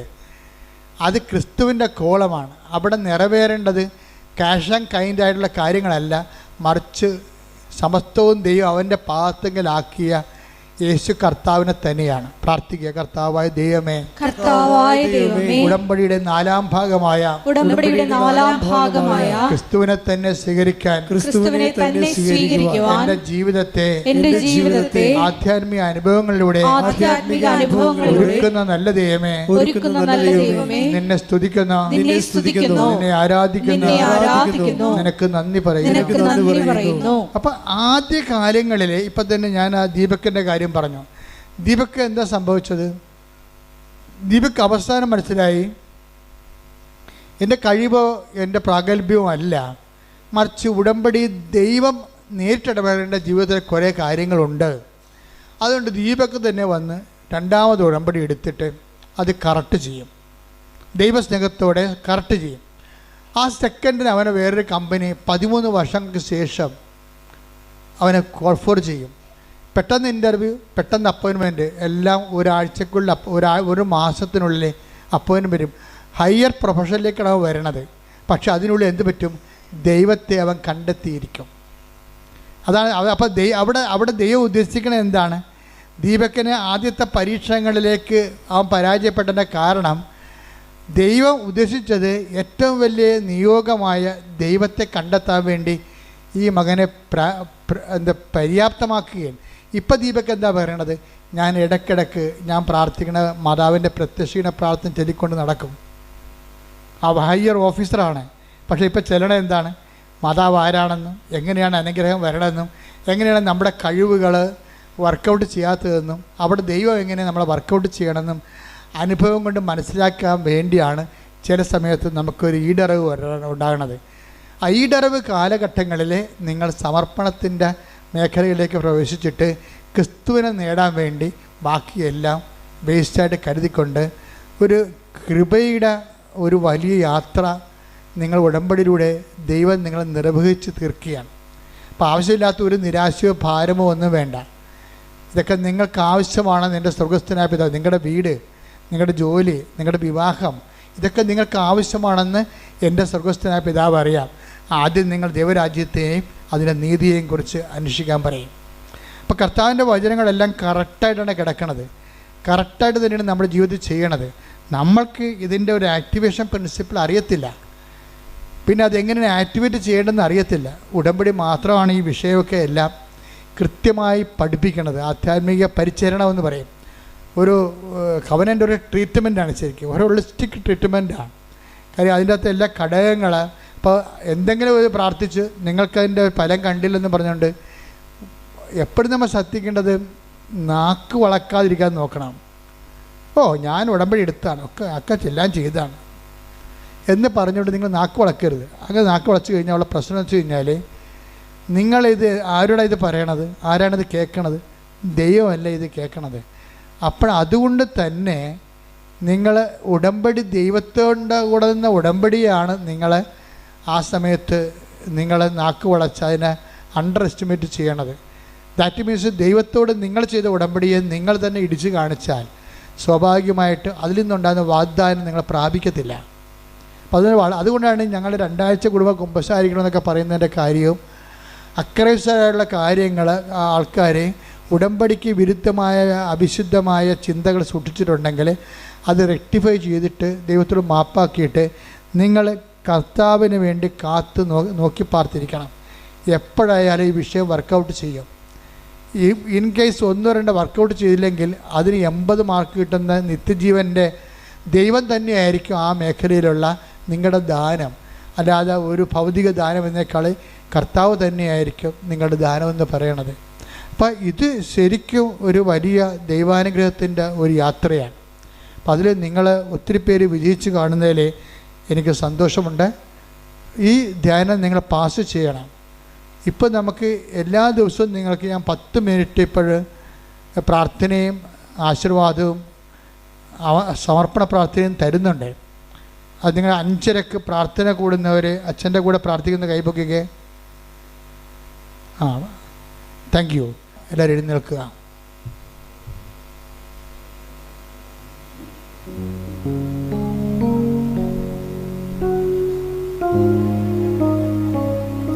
അച്ഛൻ പ്രാർത്ഥിക്കും, മക്കളെ സ്തുതിച്ചാൽ മതി. എല്ലാ മേഖലകളെയും സമർപ്പിച്ചുകൊണ്ട് പ്രാർത്ഥിക്കാൻ പോവുകയാണ്. ഹല്ലേലൂയ ഹല്ലേലൂയ ഹല്ലേലൂയ.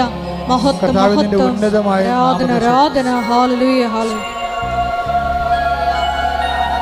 കർത്താവിന്റെ വിശുദ്ധ പൗരോഹിത്യത്തെ മഹത്വപ്പെടുത്തുന്നു. കർത്താവ് സഭയിലുള്ള സാന്നിധ്യം പ്രകടമാക്കും. 38 വർഷം ഞാൻ അർപ്പിച്ച കൃപാനയുടെ യോഗ്യതയാണ്. കൃപാസ്ഥാനത്താറെ ജീവനോടെ പ്രത്യക്ഷപ്പെട്ട പരിശുദ്ധ അമ്മയുടെ മധ്യസ്ഥത, കർത്താവിൻ്റെ തിരുമുറിവാർന്ന വലതുകരം, അനുഗ്രഹത്തിൻ്റെ വലതുകരം ഓരോ മക്കളുടെ മേൽ വെക്കണമെന്ന് പ്രാർത്ഥിക്കുന്നു. കർത്താവ് രോഗബാധിതർക്ക് വേണ്ടി പ്രാർത്ഥിക്കുന്നു. വാദരോഗികൾക്ക് വേണ്ടി പ്രാർത്ഥിക്കുന്നു. ഹൃദയ രോഗികൾക്ക് വേണ്ടി പ്രാർത്ഥിക്കുന്നു. കരൾ രോഗികൾക്ക് വേണ്ടി പ്രാർത്ഥിക്കുന്നു. കർത്താവിൻ്റെ വിശുദ്ധമായ വലതുകരം ഉയർത്തണം. അങ്ങനെ ആണിപ്പെടുതാർന്ന വലതുകരം ഉയർത്തണം. എല്ലാ മക്കളെയും സ്പർശിക്കണമേ. അടിപ്പിണർ പോലെ സ്പർശിക്കണമേ. പൈതാഘാതം പോലെ സ്പർശിക്കണമേ.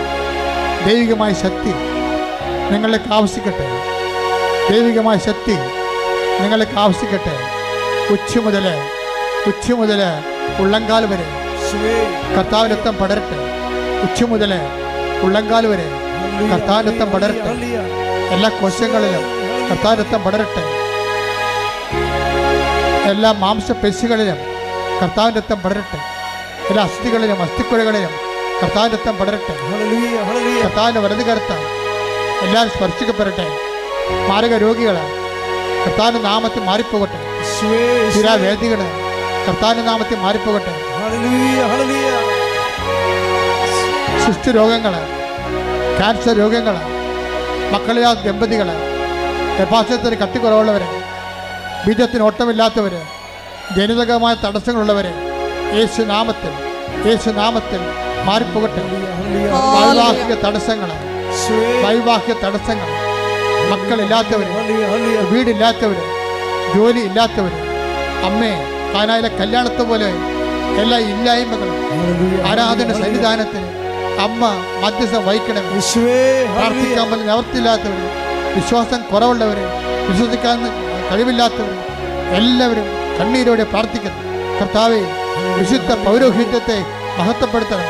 കർത്താവേ, സഭയിലുള്ള സാന്നിധ്യം പ്രകടമാക്കണമേ. കർത്താവേ, നിന്റെ ഉന്നതമായ നാമത്തിന് സ്വത്വം ചെയ്യുന്ന കർത്താവേ, നിന്റെ വിശുദ്ധ പൗരോഹിത്യത്തെ മഹത്വപ്പെടുത്തണമേ.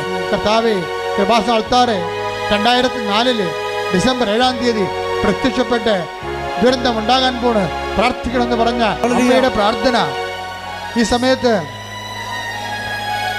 മധ്യസ്ഥ പ്രാർത്ഥനയായി ഞങ്ങൾക്ക് നൽകണമേ.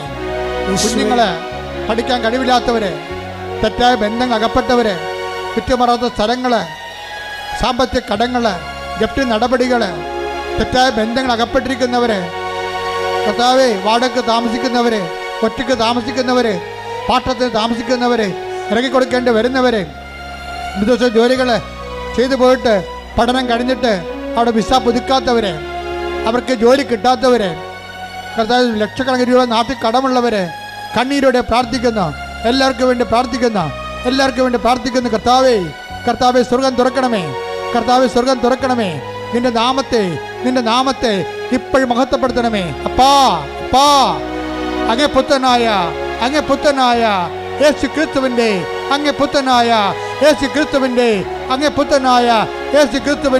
ഉന്നതമായ നാമത്തില് സർവ്വ പാപങ്ങളും, സർവ്വ രോഗങ്ങളും, സർവ്വ തടസ്സങ്ങളും, ജീവിത ദുരിതങ്ങളും യേശുവിന്റെ ഉന്നതമായ നാമത്തില് മാറിപ്പോകട്ടെ. ശ്രുതികട്ടെ. എല്ലാ രോഗങ്ങളും തടസ്സങ്ങളും നീങ്ങി പോയിക്കൊണ്ട് അങ്ങയുടെ നാമത്തെ ആരാധനയിലൂടെ വീണ്ടും വീണ്ടും മഹത്വപ്പെടുത്തണമേ. Hallelujah, hallelujah. ദൈവപിതാവേ നന്ദി, ദൈവപിതാവേ മഹത്വം, ദൈവപിതാവേ ആരാധന. ഹല്ലേലൂയ.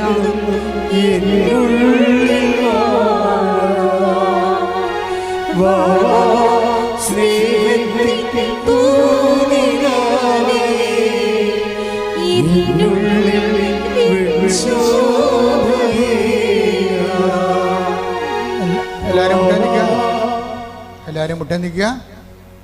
നമുക്ക് ഒരുമിച്ച് പാടാം. വാ വാ യേശുനാഥ്.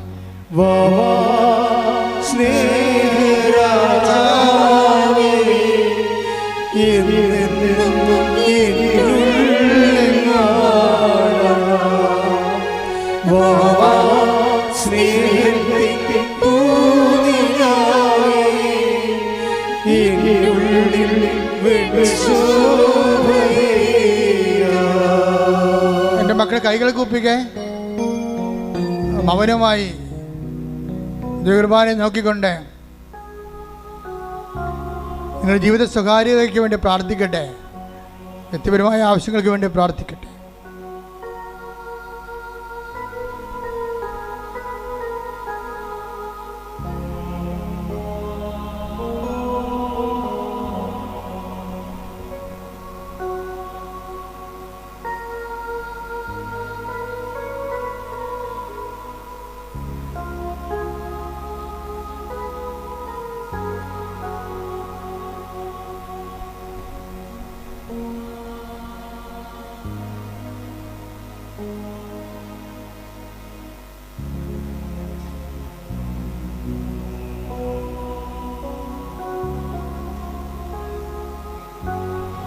ഒരിക്കൽ കൂടി മരിയൻ ഉടമ്പലിൽ സമർപ്പിച്ചിരിക്കുന്ന എല്ലാ വിഷയങ്ങളും ദൈവമാതാവിൻ്റെ മധ്യസ്ഥയിൽ ദിവ്യകാരുണ്യ സന്നിധിയിൽ സമർപ്പിച്ച് നമുക്ക് മൗനമായിട്ട് പ്രാർത്ഥിക്കാം. വിശ്വാസത്തിൻ്റെയും പ്രത്യാശയുടെയും ദൈവസ്നേഹത്തിൻ്റെയും എല്ലാം ഘട്ടങ്ങൾ പിന്നിട്ടുകൊണ്ട് ഈശോയെ സമർപ്പണമെന്ന പുണ്യത്തിലേക്ക് ഈ ആരാധനയിലൂടെ ഞങ്ങളെ ഉയർത്തണമേ എന്ന് പ്രാർത്ഥിക്കുന്നു. ഈശോയെ, എപ്പോഴും നിനക്ക് സാക്ഷ്യം വഹിച്ചുകൊണ്ട് സാഹചര്യങ്ങൾ അനുകൂലമായാലും പ്രതികൂലമായാലും തിടുക്കത്തിൽ ഉടമ്പടി നിബന്ധനകൾ പാലിക്കുവാനുള്ള തീക്ഷ്ണത ഞങ്ങൾക്ക് നൽകണമേ എന്ന് പ്രാർത്ഥിക്കുന്നു. അത് കർത്താവാണ് എന്ന് കേട്ട മാത്രയിൽ എടുത്തു ചാടിയ പത്രോസിനെ പോലെ, അധികാരം സ്വന്തമാക്കിയ പത്രോസിനെ പോലെ ഞങ്ങളുടെ ജീവിതത്തിലും തിടുക്കത്തിലുള്ള സുവിശേഷ കൈമാറ്റ പ്രവർത്തനങ്ങളിലൂടെയും കാരുണ്യ പ്രവർത്തനങ്ങളിലൂടെയും എല്ലാം ഈശോയെ നിന്നെ സ്വന്തമാക്കുവാൻ അവശേഷിക്കുന്ന ഭാഗത്തിനായി ഒരുക്കി വച്ചിരിക്കുന്ന വാഗ്ദാനങ്ങൾ സക്കറിയ പ്രവാചകന്റെ പുസ്തകത്തിൽ നിന്ന് വെളിപ്പെട്ടതുപോലെ ഞങ്ങളും അവകാശമാക്കുവാൻ കരുണയാകണമേ എന്ന് പ്രാർത്ഥിച്ചുകൊണ്ട് ശിരസ് നമിച്ച് നമുക്ക് ദിവ്യകാരുണ്യനാഥൻ്റെ ആശീർവാദം സ്വീകരിക്കാം.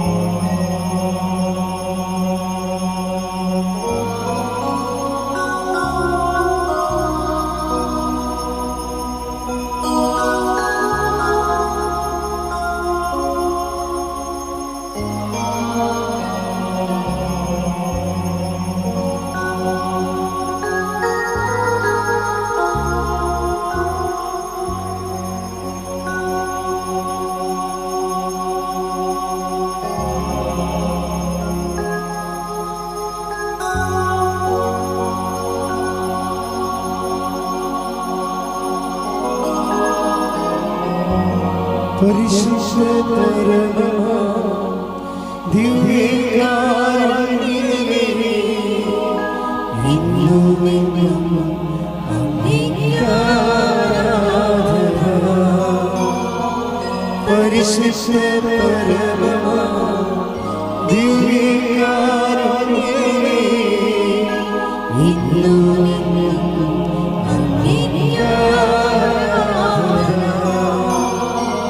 പരിശുദ്ധ പരമ ദിവ്യ